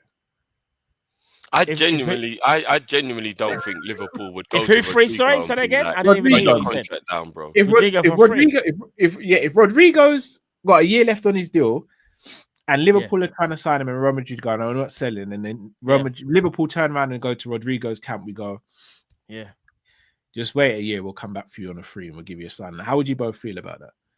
I'll be like, there we go. It's a little bit different, though, Cal. We get one back over there, innit? It's Real Madrid. No, but because I get what Cal means. I get what Cal means because you got to keep the same energy. But what would be the difference in the scenario you said, though, Cal? Would be we spoke to the club, couldn't agree anything. So then it was like, we're going to have to wait a year.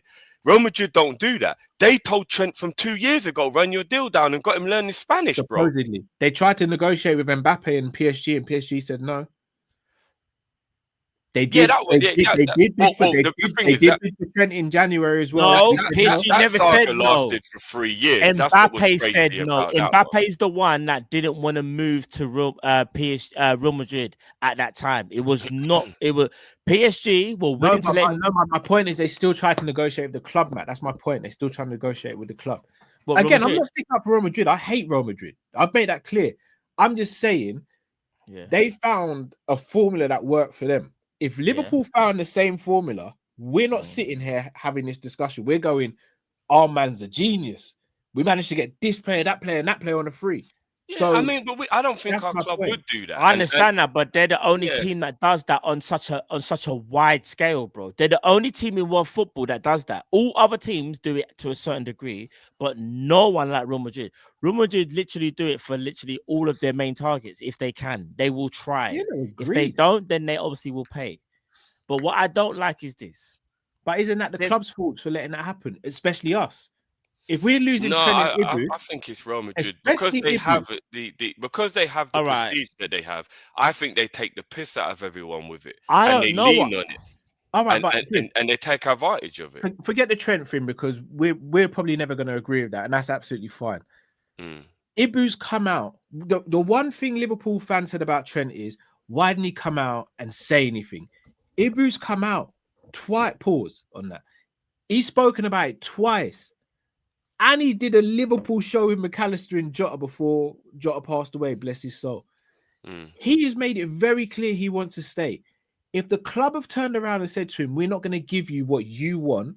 But that's a different story, Carl. That's if we find out. That's if we find out. I'm not questioning Ibou. That's a different story. No, but this seems to be the situation. Because why would Ibou come out saying he loves the club, he wants to extend? He said these things. He said he wants to stay. I've never actually heard him say he wants to extend, so I'd have to actually. So I can't remember what game it was before. It's a Champions League. They asked him, "Have you been given?" He said, "I've been offered a new contract. Is the contract good enough?" That's another question. He said it along the way. This is actual real quotes. It's not just like made up stuff. He spoke at a press conference. He said the words. I didn't know that he actually said. So I asked if the club don't value him at what he perceives to be valued. But then that's the difference. I'm not saying the club should bow into his demands. I'm not even blaming Liverpool here. But I'm saying if the two can't come to an agreement, is it surely not in his best interest to protect himself, which is his commodity, and say, well, then I'm going to leave on a free? That does make it. But I understand that, though. Actually, no. Context has to be added. If he thinks he's a 300 grand a week player, then it's like, no, I get why the club are like, Ibou, stop. No, I agree with that as well. You get what I'm saying? With the most games you've ever played this season, that's what I'm saying. I can't blame it on either side because we don't know what the figure is. We don't. But they could be offering him 100k, and we could be saying, "Wow, that's great. Only 100k for Ibou." But they could be offering 300k. We're like, "Ibou, bro, that's good money." Yeah. So we'll have to figure out. We'll have to figure out which one it is. I'm just saying, I'm keeping the same energy. Everyone knows you saw the short I put out. Big up Scottish Bear. Like I put out the short on it, and a couple of people like no, but most people agreed. If he's doing what Trent did, then he's a snake. If it's the club and they're messing him around, then of course, like that. What are we playing at? Why is the club doing that? But if he's doing a Trent, one go babysit your. But could it not be a bit of both though? Like. I don't know, man. And a couple of you guys are asking in the chat, why am I so naive to believe what players say? I could switch it and say, why do we always believe what the club says? I mean, the club did, if I'm not mistaken, the club said that Fekir had a bummy knee. That's why we didn't sign him. Club come out recently, said it was either Fekir or Alisson, hence why we pulled the plug on the deal. So the clubs don't always say the truth either. So we can't have it both ways. I'm just saying there's some sort of breakdown in communication between Ibou's camp and Liverpool Football Club. That's not good in my opinion. No, it ain't good. But no. crashing out on the Ibu when we don't know the facts for me. But that's why I'm not crashing out on Ibu though. I'm not. All I'm saying, if he wants to go, but I made that clear though. And comparing him to Trent and all that. No, I'm not calling him that. You can't do that. I'm not doing that. I'm saying if he does the same thing. If he does the same thing. If he wants to leave, obviously it's best he leaves. Like, if let's say this, no matter what's offered to him, like let's say Liverpool give him the demands that he wants, and he's saying no, best obviously he leaves. But if Liverpool aren't giving him the wages, where it's like, all right, he's asked for 180, and Liverpool said no, 120, 130, then I understand it. I understand why he would leave. That's why I kind of need to see how this one plays out, because context is key. You need to see why the player left, how they left, before you start making assumptions. And I don't want to make an assumption. That's why I'm trying to put things. And here's the other thing as well. Let's talk about Ornstein's tweet or Fabrizio. I can't remember which one. It might have been Fabrizio actually. Real Madrid are working on a deal to get Ibu for free next summer. How? How are you working on a deal? How are you? What are you talking? He's a Liverpool player. How is that not tapping up? Real Madrid are working on a deal to sign Ibu for free. How? Do you get what I mean? Like, this is actually scandalous. They're just literally letting us know we're buying you. We're actually buying you. He's your player, but we're talking. Do you get what I mean? Like, this is what I'm saying, Cal. Like, I get what you're saying in terms of like they're similar, but they're totally different situations, bro. They are talking to man who's a Liverpool player and figuring out how to get him for free while he's actually contracted to Liverpool. This should not be possible. Do you get what I mean? Like, there should be no way that Ibu can find out information about what wages he will get, what his signing on fee will be. There should be no way he can be a test to that information. This is crazy. To add to what you just said, Fabrizio, we can confirm that Real Madrid are working on a deal to sign Konaté for the summer of 2026 on a free transfer. Similar to the Trent Alexander-Arnold situation, Real Madrid are really interested in the player. They already have some contacts to understand the situation of the player. Real Madrid are very attentive to the situation. This is from The Zone when Fabrizio spoke. I can't lie. It don't make no sense. They're working on a deal. They're working on a deal while he's contracted at Liverpool. I get it's football, it happens, but I need Liverpool to be so. I was going to ask, what are we doing? I need Liverpool to be on the ball with this one. We need to be on the ball. The horrible thing is, once a player has a year left, the club have no power because he could say no to a transfer. It's really low fees for a player who's worth triple the amount. So you got to wrestle with your like morals on it or whatever you want to call it. Or you just got to sit by and you can't do anything, Cal. Do you know what I mean? Like, this is kind of been my point. Why have we let it get to this stage? Well, I think that was because this one I don't even necessarily know we can go too ham on the board about because they've had so much to sort out in that year and have done now. Like, Trent ended up going, but Salah was done, Virgil was done. Do you know what I mean? Like, maybe this one was just a little difficult to get done while there was so much else going on. I hate to say this or even put this out in the atmosphere. We're going to be sitting there saying the same thing about McAllister. I'm worried about, especially because bloody. I'm really worried about McAllister. He's only got 2 years left. We should be signing him new deal. No, he's only got 2 years left. He's got 3 years left, Matt. Are you sure? But like, we know he wants to go. Yeah, because he signed a 5-year deal 2 years ago. He's got 3 years left, bro. Is it free? We've got power in terms of the contract, but it's the player wanting to go. That's what we should be getting him. We should have gave him a new deal. Yeah, we should have gave him a new deal. We should pay rise now. Real Madrid are already lurking, bro. Yeah, I've already seen 100%. I've already seen smoke already with regards to McAllister, and I'm like, sign him to a new deal, man. Give him higher wages. He's one of the best players in his position. One of the best players in the Prem. Like. Scraps, let's not do that, man. Let's not do that, man. Let me ask you guys a question. Let's say, for example, Konaté says, "I'm not playing." Man, French shade and his own players is disgraceful. I'm leaving on a free. Do you think the club would actually bench him for the season?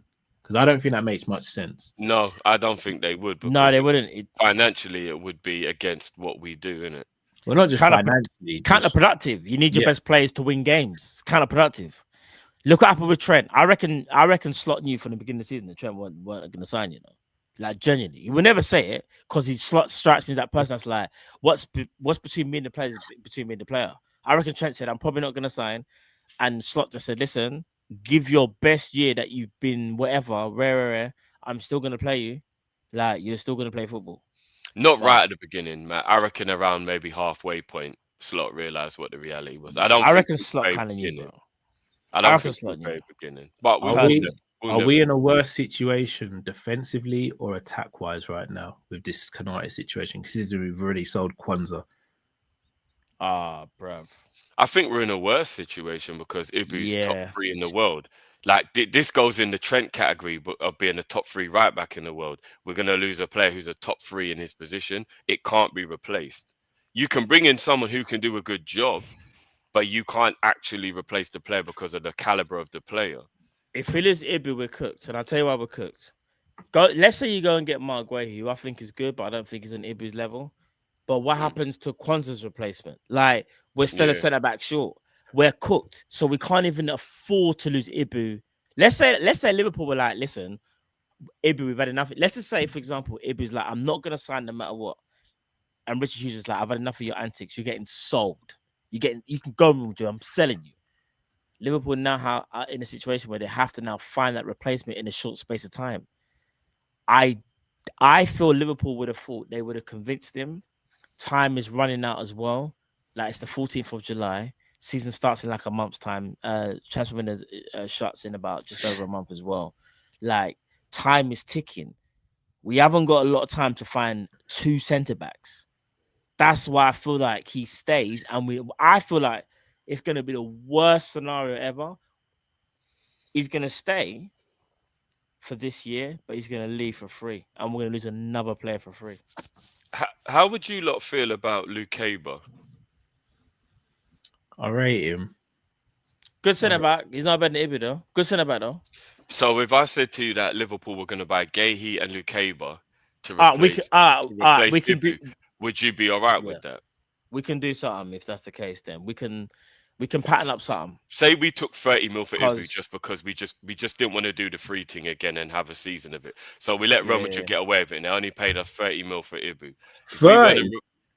Yeah, you know what them ones where we're like, we're just gonna wash our hands of this because we don't want to do this again. So 30 is better than for free. Nah, 38, Drew. 38, no one. No, I know it would be. I'm not trying to be greedy here, but if Mark Guehi, if Palace is saying we got to pay 50 mil for Mark Guehi, there's no way Ibu's worth 30. No, not what he's worth, bro. But the difference is Real Madrid won't pay because they've got the patience to wait because this is their game. Do you get what I mean? Whereas Palace know we ain't going to wait a year for Guehi. That's why they can bump it up. Do you get what I mean? We need him now. I'd rather use him on the free. Would you? Bro, Ibu for me is potentially the difference between winning a Premier League and finishing second. But what kind of performances is he going to be putting in if he's thinking about his career? It's World Cup year. It's World Cup year. He has to pull his finger. And again, with all due respect to Trent playing how he played wasn't that dissimilar to how he played in previous seasons. It's just that people glossed over it. I've been calling Trent out for years. Ibu's never. You have been. You have. To be fair, you have. Ibu's never showed sign of down tooling or acting a fool. Like Trent has been that guy because he was spoilt by Klopp, spoilt by the players, and spoilt by the fan base. Ibu hasn't had that luxury. Ibu's not Scouse. No, I hear that. Ibu's not a generational talent, so Ibu ain't been afforded those luxuries. Ibu's got to pull his finger out and do what he has to do, or else he ain't gonna be in that French squad. That's gonna affect him longer term than him trying to act a fool at Liverpool. He's got to pull his finger out and he's got to make. Plus, I don't see Virgil sitting there and going, "Oh yeah, cool, you're going on a move. You take it easy." Virgil ain't gonna have that crap. No, agreed. So let me ask you this then. Ibu stays for 1 year, but we're able, obviously, to win a Prem and a Champions League. No one's complaining, right? That's what I'm saying. I'd rather give us. You'd rather win the trophies with that player, and then obviously you have to accept that you replace them at the end of the year. Because I'll be real, you keep Ibu and you still get Guehi, we have a chance to win a Premier League and a Champions League. But I feel like if Ibu was to leave now and say you just got Guehi, and I don't even know who the other centre back is. I don't even know. Let's say we're only able to get Guehi through the door. I'm nowhere near as confident. That's the speaking room. No, we can't only have 3 centre backs. We would have to. No, it'd be terrible. Also, another thing, people are quick to say just throw him on the bench. I'm going to throw a scenario out, which is a very, very simple scenario that is very probable. We sign Mark Guehi. Mark Guay, he doesn't adapt very well to Liverpool in the first 4 months. And we've got Ibu sitting on the bench. What do you think the fan base is going to be like? Put your pride aside and play Ibu, they're going to be saying. Yeah. Well, the manager would anyway in that scenario. And that's my the manager point. wants to win. Benching him is counterproductive. You either sell him or you play him. I think people are more talking about threatening him that you'll bench him so he goes. I don't think they literally mean for a whole season just waste him. They mean tell him he's going to be on the bench so that he makes a decision so we're not left in the dark. I think that's Ibu doesn't strike me as a person that's going to be like, you know, I'm going wrong with you next year. I'm going to take it easy. He doesn't strike, and I could be so wrong, but he strikes me as someone that will give it 100% until he doesn't wear that shirt. Unlike other players that's been before. I do think Ibu is built like that. I think he will give 100%. I will be pissed off or disappointed if he were to leave at the end of the season. But at the same time, if he was to give 100% and we're able to win a Premier the Champions League, but we lose him at the end of the season, I'm not complaining.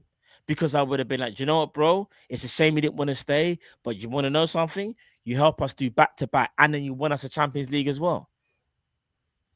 And again, everyone's saying, what about Gomez? Again, you all know we all rate Gomez here, but can anyone sit here and say we could expect a full season out of Gomez? It's the reliability. We can't. We can't. I love Joey G. I'm over the moon he's staying. None of us can sit and be like, yeah, we've got Joey G for a full season. And yeah, the question could also be thrown back and be like, how can we have Ibu for a full season? No, but for me, there's more chance you have Ibu for a season than you have for Gomez. Ibu got one injury last season. That was when someone landed on his leg. He couldn't really do much about that. Do you lot want to know a scenario? Cal's gonna crash out when I say this. What if our fourth choice centre back next season is Robertson? I thought you were gonna say Endo. Yeah, man, what are we doing there? Drifty knows better than this, man. You know when you've got a good child, brother, and the child just starts acting up. You know better, bro. Man said Robertson like Robertson didn't struggle against Preston, brother. Guys, I never said my idea. I'm looking at the scenario now. I'm thinking we have 3 left backs at the club, so someone's got to go. But you can't force someone to go, but someone's got to go. And we're in a situation where it doesn't really look at the moment like we're like going ham for centre backs. Never mind 2, because we technically need 2. We're not even going ham for 1. And then on top of that, it might have only been a pre-season, but literally the first game that Robbo played back for the new season was at centre back. So I'm just saying, what if that is the plan for him to be the 4th choice centre back? Because we've got 3 left backs. So if he doesn't go, there's 2 players in the squad immediately who you'd look to before him. 3, Endo, Grav, and Baishet. Yep, facts. Okay, 100. Bro, I love Slot. I don't love him enough for not to crash out on him if I see Robbo at centre back. Oh, I don't want to see it. I'm just saying, me and Jay were talking. Big up Jay. I know Jay's in the chat. Me and Jay were talking about it yesterday. You can't see my hand. I'm shaking with anger. If Robbo plays centre back,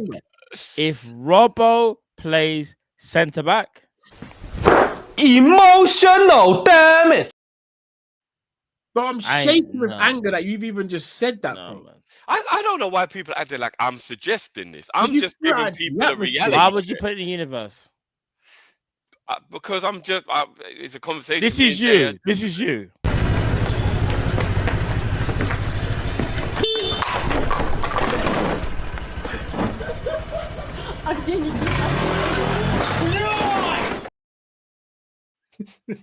You're right.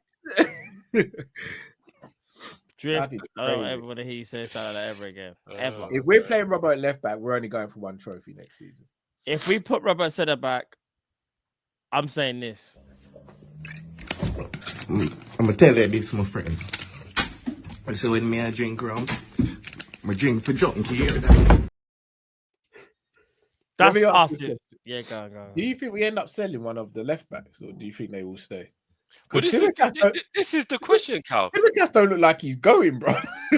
I don't know. I think the club have to force him out, but I don't think he was. Do you know? There's only one scenario that I think makes one of our left back goes, and that's if a sentimental situation comes up where there's a move back to Scotland for Robbo. So he's like, you know what, poetic. I finished my career in Scotland. I started my career in Scotland. Apart from maybe Celtic or Rangers, then coming in from, and I don't even know where he stands on that because I know there is a lot of rivalry and whatnot. Like, guys, other than a move back to Scotland, we have 3 left backs. We have 3 left backs because Simicast ain't going nowhere. He loves Liverpool. He's content being a backup. You know what I mean? Like, he's not one of the man who screams about game time. Simicast energy, man. This is Simicast energy.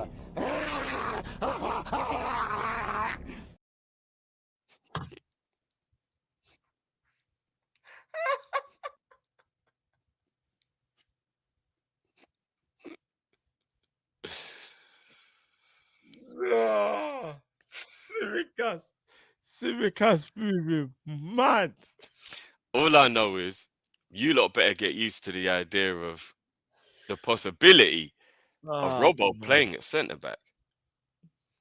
But just because you don't want it to happen doesn't mean it ain't a possibility. That's all I'm letting people understand. Robbo plays centre back. Then shut the fuck up in 2024. You sound dumb.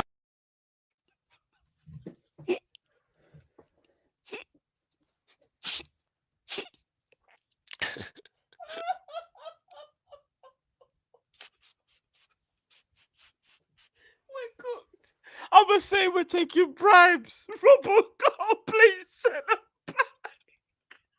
We're getting cooked by Preston.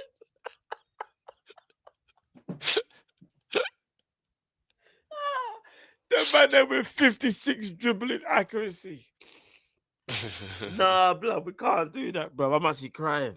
We can't do that, bro. No, but to be fair though, bro, the whole situation with Robbo getting cooked by the Preston player, I do think it was he just underestimated the player because he thought, I'm a Liverpool man and you're a Preston man.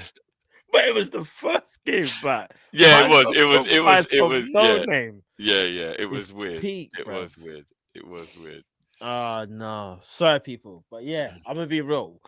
We can't run Robbo centre back. I know what you're saying in terms of like, all right, there's an emergency. I still think he goes Grav over Robbo. It depends if he wants to disturb the midfield. Or Endo. Yeah, maybe Endo, but I don't think he'd want to disturb the midfield. You know what I mean? But look, all I'm saying is, bro, this centre back situation, we need to get it sorted. We do. We've got to make sure we get it sorted and ASAP. You know what I mean? So let's hope the club know what they're doing. Bruv. Yeah, Robert, A9 as well. Yeah, Robbo's pace is kind of it's worrying. It's gone. Yeah. Last subject before we do the supers and wrap up the show, boys. Yeah. Big up all the supers, by the way. We haven't missed any of them. We're gonna read them out, trust me. Darwin Nunez's move to Napoli looks like it's collapsed. What happens here? Does he go to Saudi? Does he stay at Liverpool?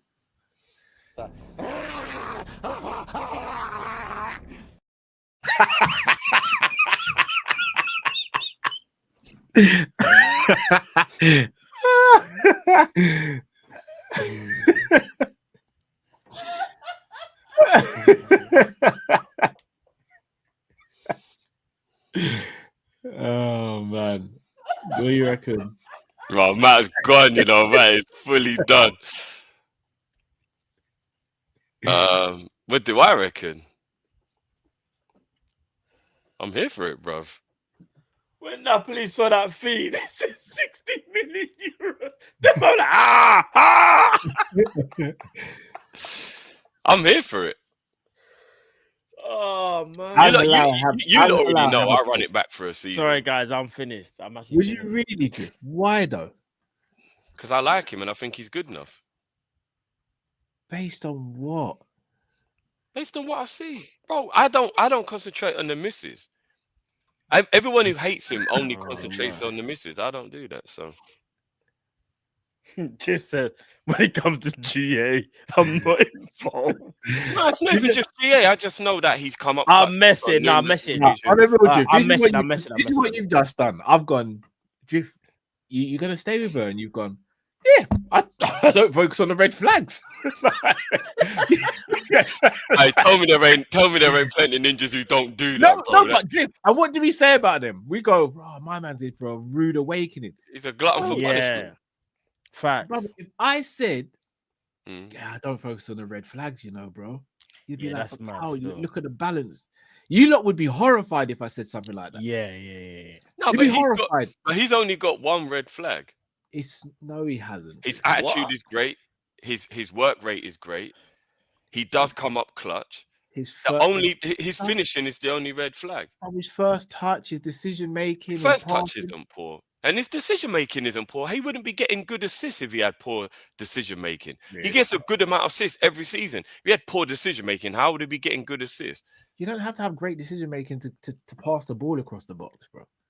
Bro, his assists are better than that. They're good. They're not little 5-yard passes. A lot of them are actually like very accurate passing and through balls and stuff like that. The two best assists I've seen from him is when he set up Jota. I think it was against Southampton in the cup. West Ham 1-2, and the other one where he won the ball back against I want to say Burnley, and then dinked the ball over for Szoboszlai. The rest of them have pretty much been cutbacks to Salah a lot of the time. Look, I'm not going to get into the whole. I'm just here for it. Do I want it to be the case? No, I would prefer we do go and buy a better striker, but I'm here for it if it happens. I'm here for it if it happens because I don't have an issue with Nunez. So if it happens, I'm here for it. I will not crash out. I would rather keep Nunez than buy Sesko. I tell you that. Do you honestly think Nunez is better than Sesko? 100%. 100%. Nunez. If Nunez was at Leipzig, he'd be doing way better than Sesko, in my opinion. So we'll see. But I don't think it will end up happening just because I do think maybe the manager wants him to go. But you know what we should be doing after the horrible incident that we've had to deal with Jota? We should be buying Isak and keeping Nunez as the cover. That's what we should be doing. There's nobody who can ever convince me that Nunez isn't an absolute quality second option off the bench. Nobody can convince me he's not. I can do. No, you can't, bro. You can't, because I've watched how good he can be when he's off the bench. So you can't convince me. I have far more things to go to that suggest he's not great off the bench, that he's a player that needs rhythm. And even then, it's still not guaranteed to go well. The fact I've seen him come off the bench and miss numerous chances, bro. Not numerous, bro. There's 1 or 2 games and that's happened. And that can happen to anybody. Drift 1 or 2 games, bro. Off the bench, he doesn't normally come on and scupper a lot of chances. It's normally when he starts when that happens. If I'm not mistaken, off the bench in the whole time he's been at Liverpool, it's the Brentford game and the Newcastle. No, bro. He officially, in the last 2 or 3 seasons, has the most goal contributions from a substitute. I think it's 7. So, he actually statistically is the best striker off the bench. He's had 2. If you lot don't like him, it's fine.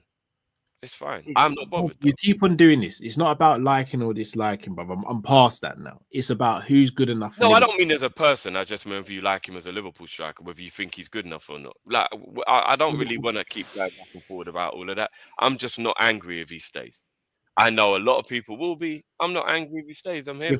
Let's say we got Isak and we still sold Nunez and we had the idea of getting a second striker. Let's say that second striker was Mateta. How would you feel about that? That'd be great. I like Mateta. Would you rather Mateta or Nunez as your backup? See, I have to add context to that because I understand now that maybe, especially with Nunez's mentality, that there's a lot of water under the bridge, and it might just be better. I remember I said it halfway through last season. It probably is just best he moves on now because of how much is around it, and there's always that controversy, and he wasn't happy, and there's a lot of factors now where I'm like, you know what, Nunez, I actually would prefer you left now. You do get a lot of abuse online after games and stuff like that. I would just rather you go for real. Go back to Portugal or Spain or Italy where I think you'll bang, have a great career, go do your thing and I'll still keep up with what you're on. You know what I mean? If a game's playing and Nunez plays for Napoli, I'm gonna watch the game. Cause I like Nunez, Napoli, Conte. I'll watch it. Like I'll keep up with his career. So I'm in agreement that it's probably time for us to part with him. I just like him and I ain't got no issues if he stays. But you see, Mateta, I think Mateta is an unbelievable second option. If we bought Isak and Mateta, that's arguably the best thing we could do. Like, I don't know if there's anybody who can come up with what could actually be a better idea under the circumstances of losing Jota. But I think Mateta as backup and Isak as I don't know if we could do anything better than that. That would probably be the most perfect summer in the attack. What about Wisa? I'd rather Mateta to Wisa. No, I'm saying, how would you feel about if Wisa was... if Wisa was the backup, yeah, and we still got Isak, yeah. I like Wisa. I wouldn't be mad at that. I wouldn't be mad at that. I wouldn't mind getting is it Mikatadze from Leon? Yeah, him. Hear this. So in regards to Darwin, I was kind of vocal about this. Big up everyone that came to the first preseason game versus Preston on Big Up. Make sure you go and follow us on there as well. I was like, listen, I think the best thing is for Nunez. He needs to go. It's best that he goes for his career, for us. Like, but one thing I won't do is I'm not gonna berate him. I'm not gonna disrespect him if he's here. I will support him, but it's one of them things where I think he needs to go. Like, it hasn't worked. If by what's that phrase, by hook or crook, that he's still here, then I will support anybody that wears the red shirt. But I do think it's best that he leaves. He's on the verge of leaving, in my opinion. I think Saudi, Al Hilal are in talks with him now, instead of Napoli, because Napoli have obviously backed out the talks. So he's speaking to Al Hilal, I believe. And again, Nunez needs to go somewhere where he can just do what he needs to do. Unfortunately, it was not at Liverpool. It just wasn't. It wasn't to be. Just like how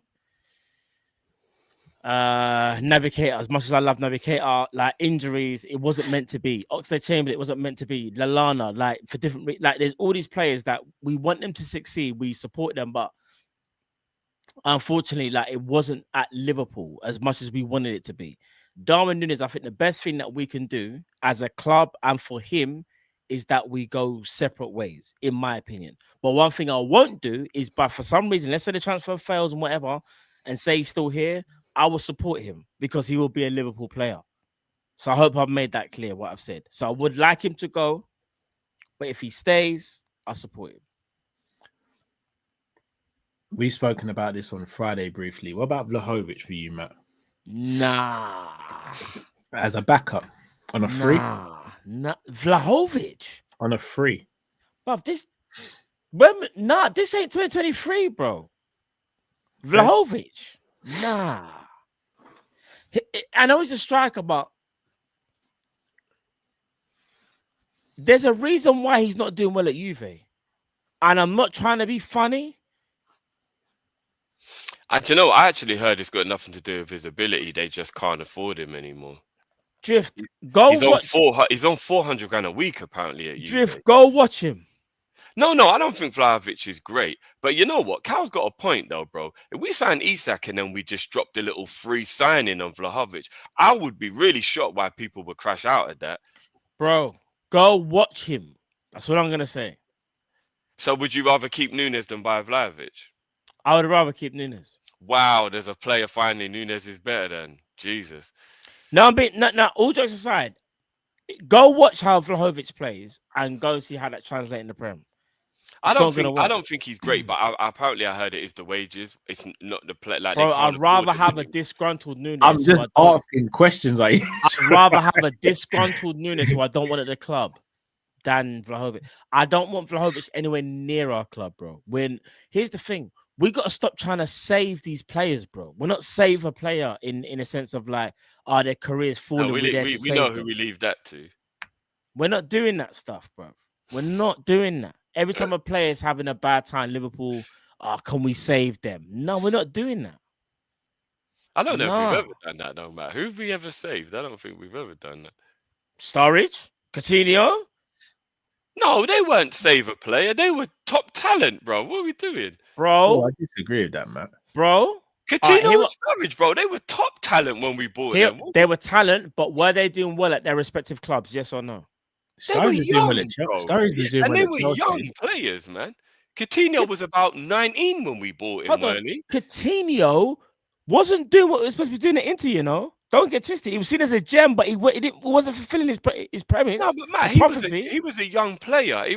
We weren't saving him. Daniel Sturridge was at Man City, then went to Chelsea. They played him right wing, and he wanted to be striker. Come on. No, but we didn't rescue him. He was still proving he was a good player. I think we've got different notions. No. When I say this, what I'm saying is this: rescues when the player's kind of dead and you still no. So Arsenal did with Sterling. That's rescuing a player. Different premise then. We got players that weren't doing well at the time, but we gave them a platform to perform at their best. For some players, though, isn't it? I think that's football, Matt. No, not all the time. No, because you don't always go for a player that's not doing well and you bring them on board and think you can improve them. Sometimes you just. When we signed Coutinho, I think you don't get it wrong. I think you understand what I'm saying. They were young, bro. If I'm not mistaken, Sturridge was like 21 and Coutinho was 19 when we. You're misunderstanding what I'm saying. They were young players, bro. Florian Wirtz, was he in trouble? Did he need saving? Or was we just buying him because he's one of the best? No, okay. Did we buy Alisson because he's one of the best? Did we buy Van Dijk? They didn't need saving. Oh, I think we're getting our wires crossed then. You mean when a player's surplus to requirements is saving him? I don't think me and Cal think that. I think we think the opposite. Sturridge was up for sale. They did not want to keep him. Coutinho was up for sale. They did not want to keep him. Coutinho, they actually wanted to keep Sturridge, but Sturridge was just like he wanted to go. No, but Sturridge was not doing what it was supposed to be doing. They were playing him on the wing, bro. That's why. He was actually having a better season than Torres. I'll give another example. Balotelli. We saved him. Like we tried to save him. No, I don't even know. AC Milan liked Balotelli. Artemeo. I don't even think. Yeah, Artemeo. Yeah, that's saving the hologram. Kabak. There's bare man that we tried to save. Come on. That's saving a player. Yeah, those. Come on, there's bare man. Like let's not act like we. No, but I don't think we do it regular. We've done quite a few of them. Me and Cal mean when we say save a player, we mean this player is not even going to play at the club he's at. That's how much he's outsourced, and then we take a punt on him. I think, Cal, is that what you think as well? We say saving a player, like that's what I would call saving a player. But Artemeo was one of them. Yeah, no, I agree with that. Yeah, that was in the chat. Remember, I've got one for you for the ages. What about Ali Sissoko, Leon? Yeah, talk to me now. Yeah. I don't even remember. You don't even remember. That's what I'm saying. Ali Sissoko, Leon, left back, bro. That was a bad The chat didn't even put that there. So then, man, I know I'm not even capping. Yeah? All right, then. Dare I say, you could throw Chiesa in that conversation.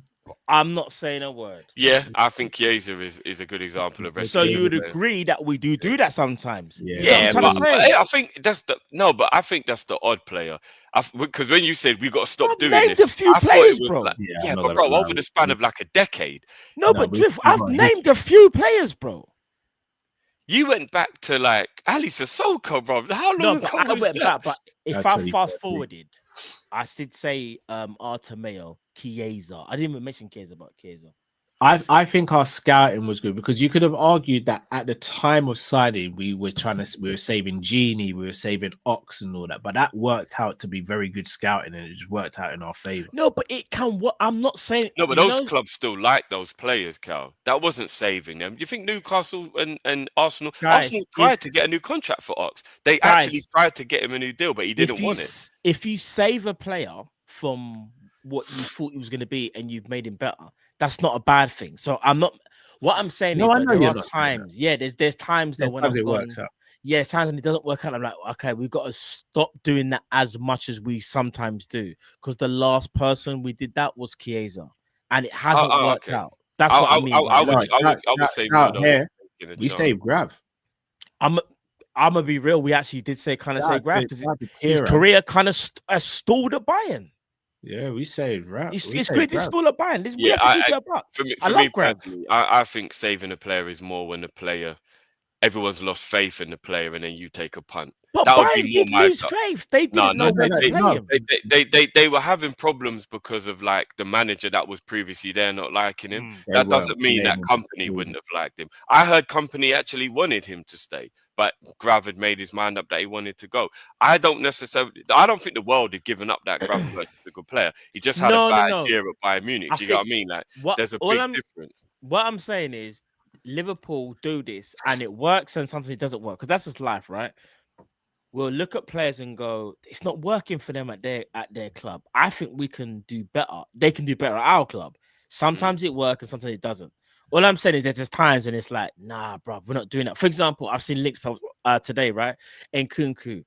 You know, I was a massive advocate for Nkunku back in 2023. We can or 2022 when he was at PSG. I said, I want to get Nkunku. Remember, I was an advocate. I kept saying I wanted Nkunku over Nunez. Whatever. That's history now, yeah. But look how that's panned out. Mad injuries, not there. I don't want us to be the team to go, do you know what? We can save you. We can help. Like, no, leave that there, I bro. agree with that. So let's round this off, guys. Let's say we do the madness and we sign Isak. Do we sign an out-and-out backup striker? Do we rely on the rotation of maybe one of the other forwards, or do we give Jadon Danns a chance to be back up this season? I can tell you what will happen. We buy Isak, we keep Diaz. Diaz will rotate between centre forward and left wing. Oh, excellent. I'm good. I'm cool with that. So our forward options next season will unfortunately only be 4 when this season we're used to 6. I think Nunez goes and Chiesa goes. Nunez and Chiesa go. And then I think the players that we have still are Mo, we buy Isak, Gakpo and Diaz. And then Diaz rotates between the 3. Frimpong will become the cover for Salah when he goes to Africa. That's what I think will happen. Do you not? We bring in Guéhi. I think Guéhi and Isak are the only 2 signings we make now from now to the end of the season, which I'll be over the moon with because I think those 2 signings are excellent. Oh, they're quality, bruv. Listen, we get them 2. Ourselves. We are all right. Let me ask you a quick question. When we won the league in 1920, possibly Chiesa stays then. Possibly, and we have 5. Possibly. How many forwards do we have in the 1920 season when we won the league? Like mainstays, like rotational. Would you say 4? We only had 4 really. Shaqiri was the cover for the front 3, weren't he? And Origi.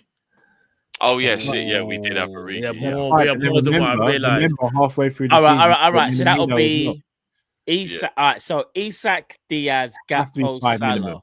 There's got to be one more. Yeah. But then it would be we keep Chiesa then. I've got a funny feeling we go for Fofana. You know, I don't know why. I think Diaz. Now Leon are all right as well. It'd be a lot harder to negotiate with them now. But they still need money, to be fair. Why can't it be Rodrigo? Guys, the Rodrigo one ain't happening unless you don't get Isak. I don't know. I feel like we haven't done 3 high profile. I know I was an advocate for a big summer, but not 3 high profiles. You're not going to get 80 mil plus players, 3 of them. You're not going to get 3 of them, 2 at the most. It's not impossible, but I just don't see us going. Here's the thing. Rodrigo more depends on Diaz. I don't feel like we get Rodrigo if Diaz is still here. I genuinely feel like we will only go for Rodrigo if Diaz leaves. Because they can cover the whole front 3. That's how I see Liverpool do that. Because I know you love Rodrigo. What would you say if the scenario was it was Rodrigo over Isak? Because the club just realized it was easier to do. Let's say Newcastle really start playing hardball in this game. I want a striker, bro. No, they kept Nunez. And they bought Rodrigo. No. Okay. We need Isak. You're really as great as narrative, bro. No, I just wanted to know how badly Matt wants Rodrigo. Like, I'm a massive fan of Rodrigo, but at the same time, we need a striker because here's the thing: Salah needs help. We don't know what Salah's going to look like this year after the tragedy of Diogo Jota, RIP Diogo Jota, and Andre Silva. We don't know what's going to happen, right? It's hard to ask Salah to do what he done last year, especially not just because of age, but because of emotions. That's going to be probably like going through his mind every day, every game that he plays. Yeah, you need someone like that's consistent to take the pressure of Salah. The only person that springs to mind is Isak. He's the only person. No, but the thing is, Matt, I'm not going to lie, and this isn't even Nunez prop. I'm just being genuine. No. If you believe that, and again, I'm not even saying you're wrong. I'm going to go on your premise that you actually do think that Rodrigo would bang left wing and probably would get hundreds, easy 15, 20 goals. So if we go along that premise and then we add 10 to 20 goals for Florian as well, we go. Mo even drops to half and he gives us 25 instead of 50. Bro, that's still 75 goals between from our 10 and our wingers. So all the strikers got to do is just be clutch in big moments. Then we've got 75 goals just from the three playing behind him. But the difference with what you're saying, so that's sharing out the goals, right? I agree. Rodrigo will get goals, but what I'm saying is, Isak, I know there's no adaptation. The only thing he's adapting to is how his team plays. Rodrigo's now coming to a league where he's not used to the intensity. He could maybe get 7 to 8 goals, which is still okay, but it's not amazing. Like, we look at that and go, he's got to do better. And he might take that adaptation where it's like 2-3 years, and we look down the line and go, bro, I'm so glad we got Rodrigo, because 2 years later, look how he bagged. With Isak, I don't feel like we need that, bro. He just bags straight away. He knows the league. He knows the defenders. He knows all the strongest points, weak points of all the players that he's played against. Rodrigo has to get used to that new league, bro. So even though I think he'll be an amazing signing, there's still adaptation that goes with that. I don't think you get that with Isak. So you'd be worried in Rodrigo's first season? Like, you think his first season might bro. be a poor season? Remember, big fee. So you come from Real Madrid, hasn't worked out. They didn't rate you because they played you on the right. Now you're going to Liverpool, your mainstay. Don't get twisted. We rate you, but it's a big ask, big transfer fee, whatever that may be. Now you ask to hit the ground running. You got to hit like your numbers straight away. I'm not saying he can't do it. He could maybe get more than what I'm expecting. But with Isak, bro, I just don't have no doubts. The only doubt I have is, can he stay available? And with our track record for injuries last season, I'm very, very confident. Because if you look at our last season injuries, we done very, very well compared to our compares. I don't see Rodrigo as a risk. No, when I say risk, I just mean like, all right, who's going to score more, Isak or Rodrigo? It's a given. It's Isak. No, but I'm saying, I could see Rodrigo coming to the league and lighting it up in the same way Alexis Sanchez did, and Suarez and all these other players. I understand that, but for me, he's kind of that ilk. But even if we're doing the whole, I rate Rodrigo highly, but you still have to factor in new league. Let's say he does bat it up. He's not going to bat it up better than Isak, the guy that's been in the league now for 3 to 4 years. No, of course, yeah. That's my argument. Do you get what I'm saying? Well, I don't think we get them both. I know I've been the most optimistic in that regard, but we don't get 3 players that are 80 mil plus all at the same time. We won't. So it's one or the other. Mr. Link, big at it down himself. I know see, Mr. Link, is what I'm going to say to you, bro. I think we could. The proven I team would be shocked. Even I would be shocked if we did that. I wouldn't be shocked because of the amount of players we're losing. I wouldn't be shocked. If Diaz, Nunez, and Chiesa all go, I don't see why it would be such a... Because you'd be getting Isak and Rodrigo, and then I think you can go for another cheaper versatile forward. Well, the other reason as well, Cal, is all 3 of them will be on super high wages in comparison to the players who left. So even the wage bill, which Liverpool very much do concentrate on. Like, Rodrigo's going to be on 300 grand a week. Isak's going to be on 250, 300 grand a week. Like, our wage bill will be really high in comparison to... I don't think Rodrigo or Isak get more than 250k. No, I think they would. I mean, even 250 compared to the players leaving. Do you know what I mean? It's like double. Look... what's Chiesa on 120, 130? So it's like way more than that. Diaz is on 55, quadruple that. Like, do you know what I mean? So the wage bill will go way higher by bringing them in as well. So you got to factor that in to paying the money and the whole. No, I agree. It's got to be done. I just don't think the club will be that dramatic so quickly. Like, I believe they know we had to be done, but that's crazy dramatic. Because there's some reports it's going to cost 100 mil to get Rodrigo, Like, that's 100 million euros. Even so, 100 million euros for Rodrigo on top of like 130 pounds for Isak. I'll be honest, 85 million pounds for Rodrigo in today's market isn't actually crazy money. It's actually not crazy money. No, I know, but that's like 210 in terms of transfers for him and Isak, and then you got to add another maybe say 30 each for the wages that You know what I mean? And the pack, so like it'd be like a £300 million deal all in all. Gotta Do be you think done. Liverpool would do that when we've already spent 200 mil already? That's the only thing I'm saying. I think this summer's being used as a way of bringing us back to level to where we need to be, so that in years coming up we can just be reactive rather than yeah. I wouldn't be surprised. I see that. And look, I could be wrong. I'm just trying to be a little bit more realistic in my expectations from this moment on, because we've gone big already. So I'm not sure that we'd bring in Isak and Rodrigo. But if it happens, then you know what I mean. We will see. We will see indeed. People, smash that like button if you haven't subscribed. If you're new to the channel as well, please, people. We've got well over 1,500 people in the chat, so make sure you are smashing that like button if you haven't already, please, people. Right, let's have these super chats. Jack of all spaces says Cal giving them Weetabix and a mobile. I just want to add some context to this. I said basically the kids only have Weetabix on Monday to Saturday, and then Sunday they can choose what they have for breakfast. Well, that's a lot of fiber still. Yeah. 6 days in a row of fiber. Right, that's a lot still. Yeah, bro. That is a lot. No, big up. I get what you mean. So cheat day, they can have like a sugary type of cereal. You mean like that kind of thing, or like egg and bacon, or like when you say like on Sunday they can pick to what, like just a different cereal. You mean Yeah, whatever. Like, could they say Dad could have scrambled egg, and then on Sunday you'd make scrambled egg? Like, would it be that kind of thing? Yeah. On Saturday, because they have breakfast so early, when we come back from football and gymnastics, usually we'll have like a brunch type thing. So sometimes we might have like a little fry up on a Saturday. But before we leave the house, it's Weetabix. Okay. And on Sunday, you can have whatever you want. Terrell just said Weetabix with no sugar just gave me PTSD. Oh, yeah, they have no sugar. Oh, no, you're evil. What? You're evil, bruv. You don't even put a little bit of sugar in their Weetabix. No, that's evil, bro. That's evil. That's torture. I'm not gonna lie. Weetabix for the whole week with no sugar. That is crazy. That's crazy. They're all right, man. That's crazy. Yeah. They must be regular. That's all I know. Yeah, every morning is crazy. I like Weetabix though. I do like Weetabix. You've got to put some sugar, even some sweetener, but you have to put or like honey, or like there's got to be something that goes in there to help make it a bit sweeter. Surely it's not just milk and Weetabix. Is it just milk and Weetabix, bro? Yeah. Raw. Okay. I didn't think that was.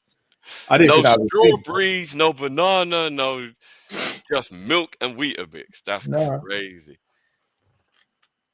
Yeah, I am lactose intolerant, guys. It's oat milk though. But I've even got special milk that don't have lactose in it, so I can still have porridge. Is Weetabix with sugar a thing? Like oats milk? They have oats milk.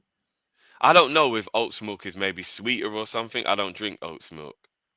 I know almond milk is a bit sweet. I could understand Weetabix and almond milk because almond milk is sweet. I don't know if oats milk is sweet, so I don't know. But yeah, but you got to put a little bit of sugar in there, a little bit of honey or cinnamon, or you like give it some flavor, bro. Dude, it was something, bro. I didn't think it was a thing. Still, the boys don't ask for it. They never complain. Yeah, because they know they got a clip round here, bro. Don't do that. No, they've never complained. That's crazy. Jack of all space says all these shows and the youths can't get egg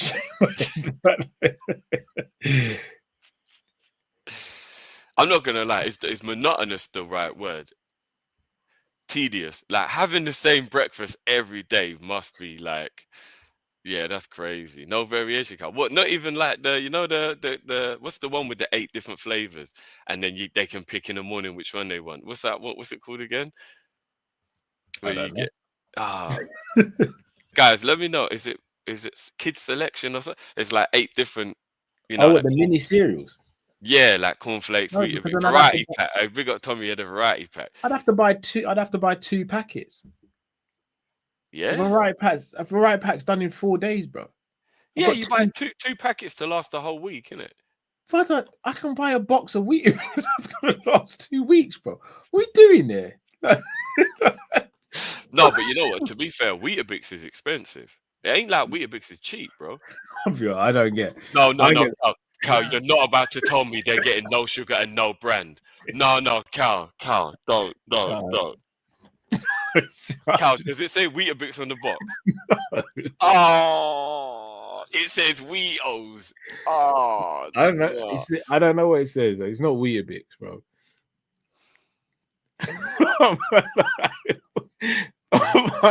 It is what it is, man. It's not Weetabix. I might have to rescue the nephews. I'm not even gonna lie. It's not Weetabix, man. Nah, this is insane. It ain't even actual Weetabix, bro. Brother, the ingredients are the exact same. You're just paying for a name. Nah, bro, they're not, bro. I spoke to Cal about this earlier. I'm telling you, man. Cal's like, nah, man, we might need to go and rescue the nephew. Bro, this is crazy. Bro, I have I've held both of the boxes and gone through the ingredients. It is the exact same. Yeah, but you're paying for a name. No, but preparation is key, bro. They don't taste the same. I've tried to do this myself. They don't taste the same, bro. Brother, the kids have had both and they're fine with both. They don't taste the same, bro. They don't. Man, so wheat or grits. I'm not gonna lie. You see my cereal game? It has to be Kellogg's. There's some things that I don't think you can play with. You know what I mean? Like it's got to be Kellogg's, man. No, it's not. No, man said Callum Henry is crazy. Yeah, no. That's crazy. That is crazy. The oats milk we buy is Alpro. Oh, thank God, you've at least something named, right? I didn't think it was that big of a deal. No, Matt, that's a win for the kids still. I'm not going to lie. Alpro's they don't get Kellogg. Not having Kellogg. I'm actually very shocked for you to say that, Cal, because Alpro is actually the best brand for oats milk. So I'm actually very shocked that you said that. But that's because, again, I compared the ingredients with the others, and the ingredients for Alpro is better than the ingredients for the others. Weetabix is the exact same. The ingredients are literally a carbon copy. Cal, I will buy you a box. You want me to get you the pack? Do you want me to get you the box? No, I'll buy you a box of Weetabix, yeah? I'm not going to use it, bro. And try both, and then you will see. No, but I don't eat Weetabix. I don't eat cereal. All right. Well, it will change your kids' lives, so I won't, because then they'll have... the thing is, Drift, I used to buy them Weetabix, and then I saw the other box. I was like, what am I doing? Hold on, which one as well? Because it does depend what the alternative is. If you want to bait yourself up, obviously if you don't, they're cool. But what brand is the non-brand? Oh, the non-brand is either the one they do in Tesco. I think is it Stockwell's or the one in Aldi. Bro, I don't even. Okay, I'm not too sure. I'm trying to think. Did I have them? It's the exact same. The ingredients are the exact same. But preparation is key, bro. Food science. It ain't just about the ingredients, Cal. They don't taste the same. I'm telling you, they don't. I've tried to do the little flex every now and then. It's in your head. It's in your head. No, Cal, it's not. Trust me, it's not, bro. It's in your head, man. I didn't think it was this big of a deal. Is this? Yeah, it is a big deal. Because when you're a kid, breakfast is everything. No, bro. I remember loving breakfast time as a kid. Bro, they get a lot of stuff during the they're all right, bro. They get a lot more than I used to, bro. They're all right. They're living good, bro. No, Cal, look at this one, bro.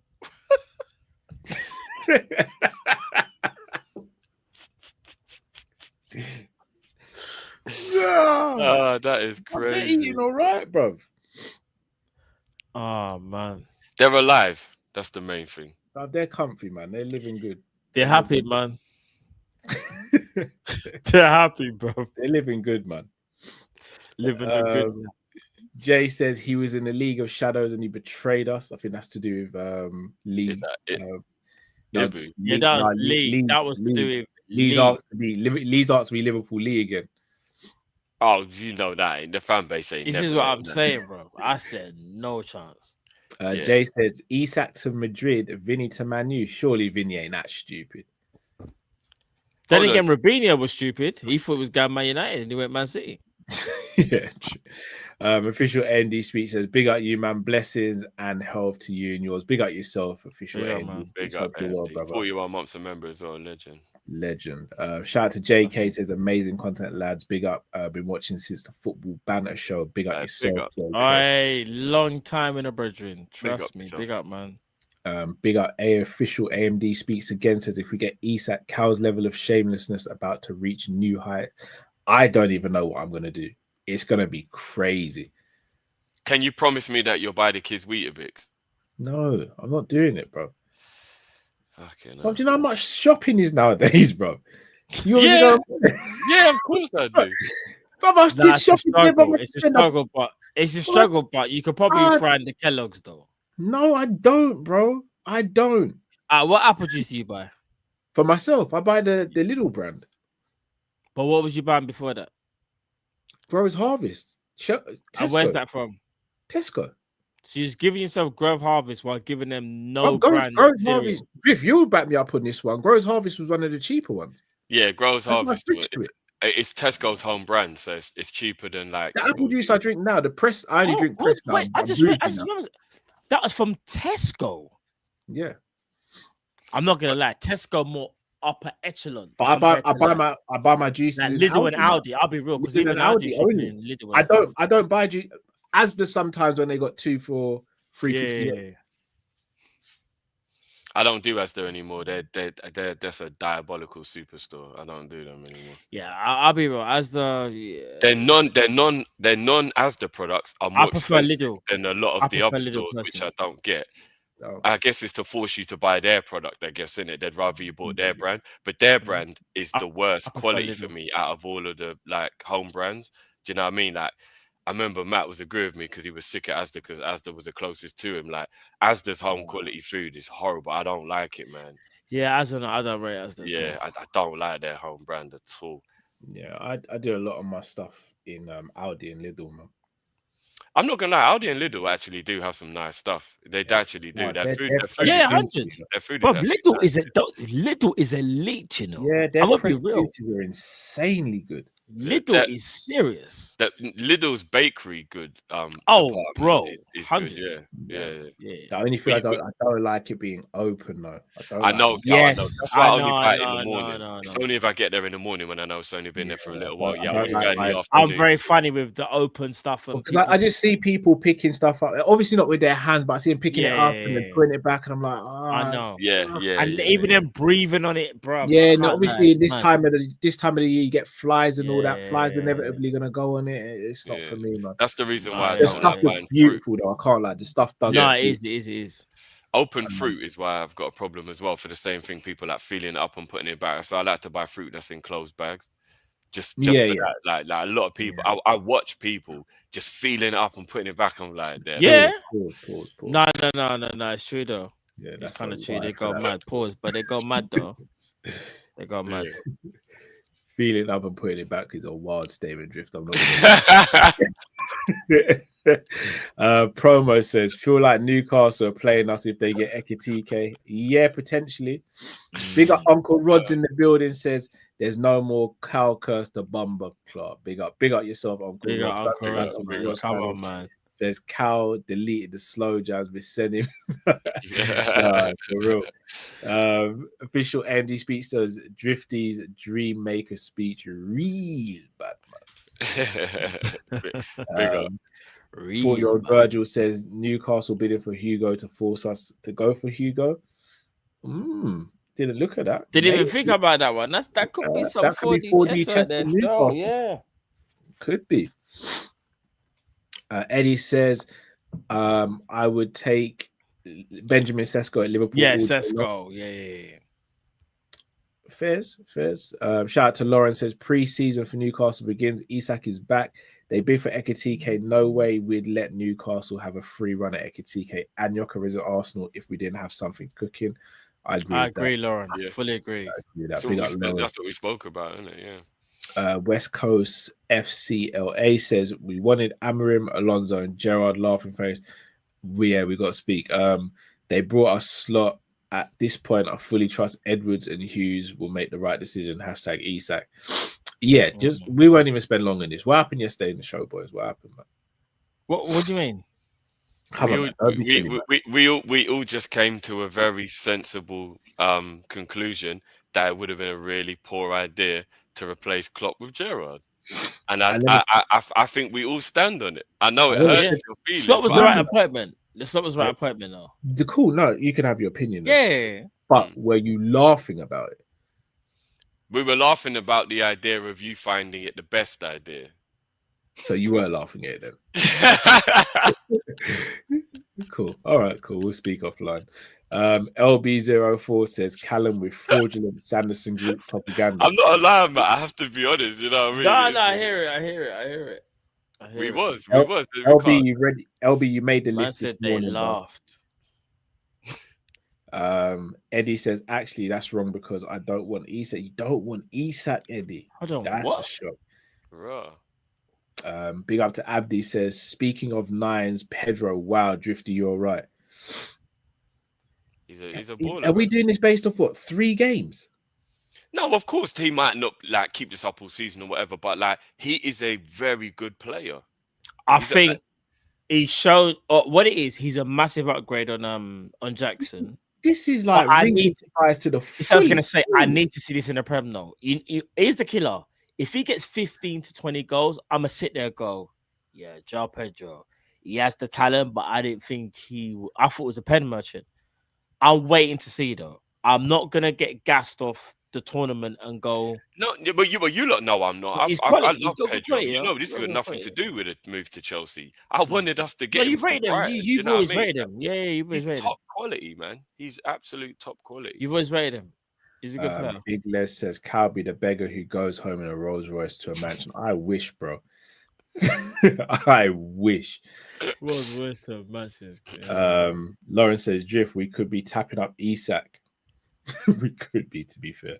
No, but here's the difference, though, Lauren, because I do get that sentiment that Cal was saying, but at the end of it, we've got to drop 130 on it or 140 on it, so Newcastle don't fully lose out. Yeah, maybe there's some frustration. We're able to know whether he wants to come and stuff. Pause. But it's one of them scenarios where they still get a massive fee out of it. Whereas what they're trying to do with us, like they did with Trent, in the end, we got the 10 mil because of the Cup. They tried to do the whole Liverpool don't get nothing. And you know what I mean? So it's just a totally different talking behind your back because we end up getting nothing out of it. So, yeah. Lauren says, my theory, Trent and Real Madrid colluded without Liverpool's consent. No written permission between the clubs and the player. Why else would Liverpool not do a tribute for him? Yeah, I don't know what Trent did in the final couple of months, but his send-off was not the one, man. Because I think everybody realised his behaviour was a little bit snaky. I do. Yeah. Look at the fact he didn't even get a written send-off. That is mad, isn't it, when you actually think man threw his own party. Yeah. Crazy. Red Heart Akshay says, Cal, LFC can do that with Gahey, but won't. Edwards and Co would like to maintain a relationship. That's why you hear LFC has a great relationship with this club and that club, etc. So, for example, Leverkusen and Red Bull Club. This is so true. No, I hear that, but if Gahey, if Palace say they're not selling Gahey, then we say we're not going to take him for free because we don't want to do that. I think we'd pay it. I think we'd be like, you know what, fair enough, and I think we'd pay it. I don't think we'd do the whole right. And we tried to pay, which is different. Again, Real Madrid don't come to you and go, look, 60 mil for Ibu. We go, no, and they're like, Ibu, do you know what? They won't accept this. So let's go the other route. They just tap him up 18 months before and go, bro, don't sign our contract. We'll take. Do you know what I mean? Like, it's totally different. It's just scandalous the way Real Madrid are moving. I can't believe it. Mark says, swap Rodrigo, sell Diaz to Barca or Bayern. I don't think Barca got the money, bro. Barca can't register nothing, blood. So, yeah, I don't even know how that one works. AG says, I'm praying you're right, Matt. And we're going for the best in every position. Hopefully That's what we're trying to do, bro. That's why I believe Isak we will try and get Isak. Big up to the Rams, Stan. Big up Rams. Hope you Big up Ram. Come on, bro. Bring me Isak and Mateta. That'd be an amazing. It would be, man. That was just talking before. Yeah, that's a sensational summer. Trust. Big up Red Indian says, I really want Nunez to stay and prove all of you wrong. and I know you all would like to be proven wrong. Comes a time in a guy's life, things change. It's time for Nunez with that haircut. All he looks focused. I'll agree to disagree, man. I'm with you, Red Indian. We roll. We know, bro. We know. Yeah. Big up to Ghost. Go and subscribe to Liverpool 12th man. #9 has 62 GA in 76 games, equal to a GA every 1.23 games. That's brilliant. Goalposts will always be moved. Great, bro. Man. Will always be moved. You know that ones. It's good, but no, it's actually sensational. But because people don't like the fact that he has got big chances missed and stuff like that, people won't pay attention to that part. But it's fine. It's fine. Based on that, then Vlahovic is better than Nunez because he's got more goals in the last 4 seasons than him combined. I don't think Vlahovic. I'm with you, but I don't think it's a bad idea. It's Matt who. No, but I'm saying he's better than Nunez then, based on the goals he scored. I don't know. Maybe he is. It was just nice to hear Matt actually prop Nunez above a player for once. Like literally, I've never heard. But it's not that. Here's the killer. Just because I think someone isn't good for Liverpool, I don't hate them. I just don't think they're good enough. Like there comes a time when it's like, all right, first season, all right, can't speak the language. Second season, he had a improves. good season. That's the whole He had a good point. season. He had a good season, and it was completely dismissed. But the problem is the first season regression. Can't do that, bro. You can't regress in your third year. I think it was a bit more down to playing style, the manager not really picking him, but I get it. But everyone had to adjust to the new manager. That's the thing. You know what I'm saying? Every player, not just him, every player. He still scored a couple clutch goals for us, but it is what it is. Jay said, Cal said we were short before last season. We were short before last season, hence why so many people were worried. Mr. Asadris says, if McAtee is 40 mil, how much is Elliott? Minimum 60. Going off that, yeah. Is McAtee going for 40? Yeah. Is that an official thing, or that's just how much they want for him? That's what they'll probably get. He's a good player, though. You know, he is a good player. He's a good player. Rosa said the money is about £6 and is for a bag of sugar. And it's for a bag of sugar for kids only. I demand proof. I big up Rosa for saving the youth. Them. That is do you know how hyper my kids are already? And you want me to add sugar to their breakfast? Are you mad? No. Rosa, I'll make sure they get it. Oh, you're good, man. Adding sugar's crazy. I can't lie. With these kids, promo says we need a full "You'll Never Walk Alone" rendition from Lee to return. No, he just can't return. All right, look. Ty says, "Speak and you shall." Right, Lee actually literally just went into the chat as I said that as well. You know, I said I'm on my knees. That's a big pause, man. Where's your lighter? Where's your lighter, man? Where's your lighter? Let me give me 1 second. Let me go get my lighter. 1 second. I'll be back with my lighter. Where's your lighter, bro? What are we doing there, bro? Get the lighter. Fire for that lava splash every time. What are we doing? Ty says, if we get Isak, Cal be grabbing sheets in the sauna. Yeah, I would be. I'm not going to lie. In the sauna? Yeah. Kai says, where does Nunez rank in all-time LFC strikers for you? Kai, bloody hell. I don't even remember the list. He'd be in like the third tier of ability. So he wouldn't be in the world class, or he wouldn't be in the top level. Why am I saying? You know what Lee just put in the chat now? Lee, you're going mad. It's a desperate time, desperate measures. Nah, Lee, bun him up again, bro. This up for you as your brother. I'm gonna bun it up for you. Bun it up. That's a bun up thing. Lee's had too much to drink. Get some incense around him, man. What are we doing? Yeah, man, that's a bun up. Come on, my bro. Is it that bad over there at the Arsenal? I think Madueke is broken. I think it's the Madueke thing, innit? It's the Madueke thing. He called him and he's like, Cal, we need to talk ASAP. I'm thinking something crazy is going on. He's like, well, I can't do this. Do you want to hear something mad? In my personal opinion, all this hate they got for Madueke, I guarantee you Madueke has a better first season than Gokares. No, I think Gyökeres will have a better first season. I think Gyökeres will have it, because I think Madueke goals will could have outweigh.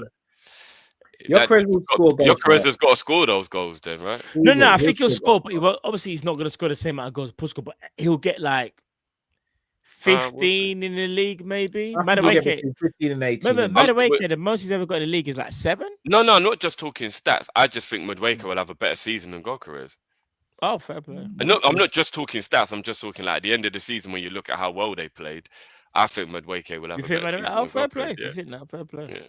Big up Romario, says big up guys. Pure vibe. This is Romario who I met today. Big up to you and the family, bro. If it is, big up to you and the family. If it isn't, I still appreciate the super chat. Big up to yourself as well.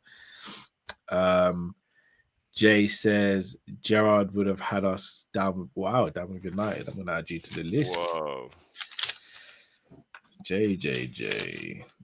That's crazy. The activist. You don't think I'm lying about this list? It's growing by the day. No, we know already, bro. I can hear the paper. I can hear you writing it down. I know you and Matt are on the list as well. Do you think Gerard would have won the league? Say again? Do you think Gerard would have won the league? Not as quickly as Slot. If you got as much time and resources as Arteta would win it before Arsenal. Fair play. AJ knows ball, Isak and Chiesa or Rodrigo and Ekitike. Isak and Chiesa. Isak and Chiesa. Yeah, Isak and Chiesa. Isak and Chiesa, because bro. No, wait a minute. Yeah, Isak and Chiesa. I'll say that. Big up to our brothers Beige and Res TV guys. Subscribe to their channel as well. Man. Come on, man. Big up, man. I would rinse Ibra out this season. Pause. Win the trophies and send it back as damage goods. Blessed fellas off the Barbados 3 weeks vacation with the family and taking carnival. Big up yourself. Have a beautiful big up, mate. Have some fun, man. You know what I mean? 3 week. I'm not even gonna lie. I'm actually jealous. A 3 week holiday in Barbados sounds like the greatest thing of all time. That sounds serious, man.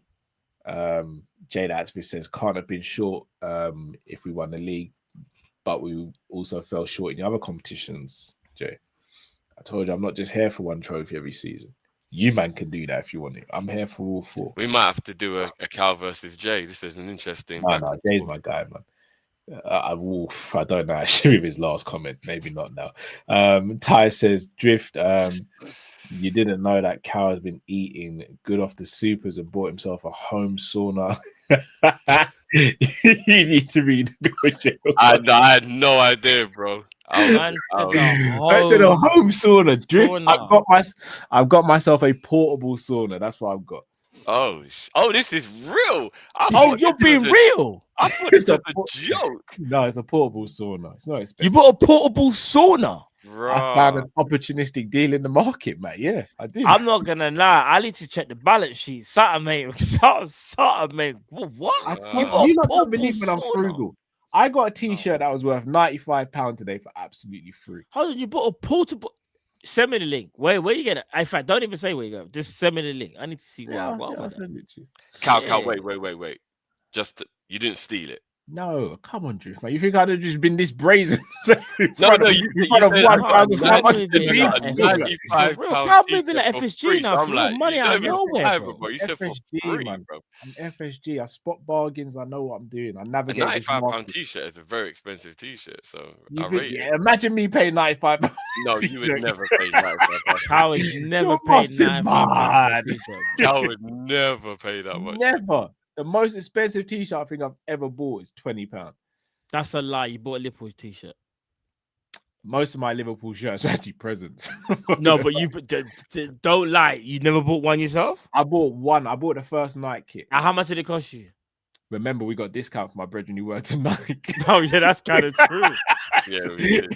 I'm looking at that. Cal never pays full price. I told you. No, I'm with Cal though. I don't pay full price. No, but but no one wants to pay. Let's just keep it real. No one wants to pay full price. No one does. Even when you're lied to, you know, like when it just says the red thing. Because there's bad thing. There's bad stuff. You just think it's on sale. It's like a mental thing, isn't it? Jay says, notice the panel did disagree on Gerard Cow. Yeah, I saw that, Jay. they've added to the list anyway, so it's calm. Red Indian Matt, is this a list like the Y2J? It is yes, it is. I'm gonna reveal the list at the end of the season. I do agree with Cal though. I think if Gerrard had 700 to 800 million and 6.5 years, I think he would have won the league. But you never guess what the reality is. The slot never had that, so why are we doing? No, I'm just saying that. No, but even if I agree with you, but he didn't have that. That's my argument, though. But Gerrard's a legend, but he can't have done what Slot would have done, in my opinion, in his first season. You know what I'm saying? Mr. Dare say Drifty says Gerrard would relegate a little. Well, that's going on the list. Whoa. Gerrard is the GOAT, but man needs to start putting respect on his name, bro. I'll get. But he needs to kind of like work on his craft though, as a manager though, like big man thing. He's still, you know what I'm saying? As a manager. Ghost says, what's number 9's Prem starts win record? 31 wins, 11 draws, 7 losses, win percentage of 63. Oh. Big up 12, man. They don't want to. They don't. It's 12, man. I respect it. The Ramstan says, is that no free speech list? Who's on it? So far, you are now, Ram. So far, Mark A, Imran, Uncle Rod, Fozzie, John, Andre, Owen Murdoch, FT, Drifty, Matt, Alex Leonte, LBO4's on there 3 times. Mr. Dare I say it, Drift, and now unfortunately JD Activist is as well. Right, boy, it's a long list. It is what it is, man. Jade Activist says cow movie like Lex Luthor. I'm gonna add an asterisk to yours. Ty says Matt and Drift YouTube only takes 30% off YouTube chats. Yeah, what are you trying to say? I got to deal with YouTube. Like, I wish. Right, Cal's AJ knows ball. Hey, that's definitely on the list. AJ. Oh wow, I'm not gonna lie, AJ. That's actually AJ's got mad. That's actually a low blow. Because remember, we're talking managerial. Oh, no, that's AJ's at the top of the list. I put arrow up. Managerial, bro. That's a low blow still. That's got mad. AJ is meant to be a brethren. I'm talking managerial, bro. Boys, anything you want to promote to the people before we sign off? Not that I don't have anything. Yeah, not that I can. Members, there'll be a video dropping for you guys straight after this. So big up the members. No, other than that, no, not right now. Mr. Dare say it says even Hendo left Gerrard at Saudi. Imagine he wasn't good enough to play under Gerrard. Jay says Cal putting us in the pocket dimension. Okay, cool. Troy King, Gerrard can go be under night. Troy, that's you as well, man. Troy King.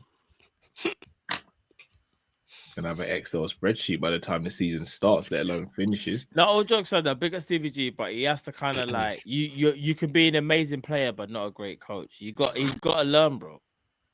Like Matt, let's call it what it is. He's got to learn, fam. Matt, what was Thingy's name in Heroes again?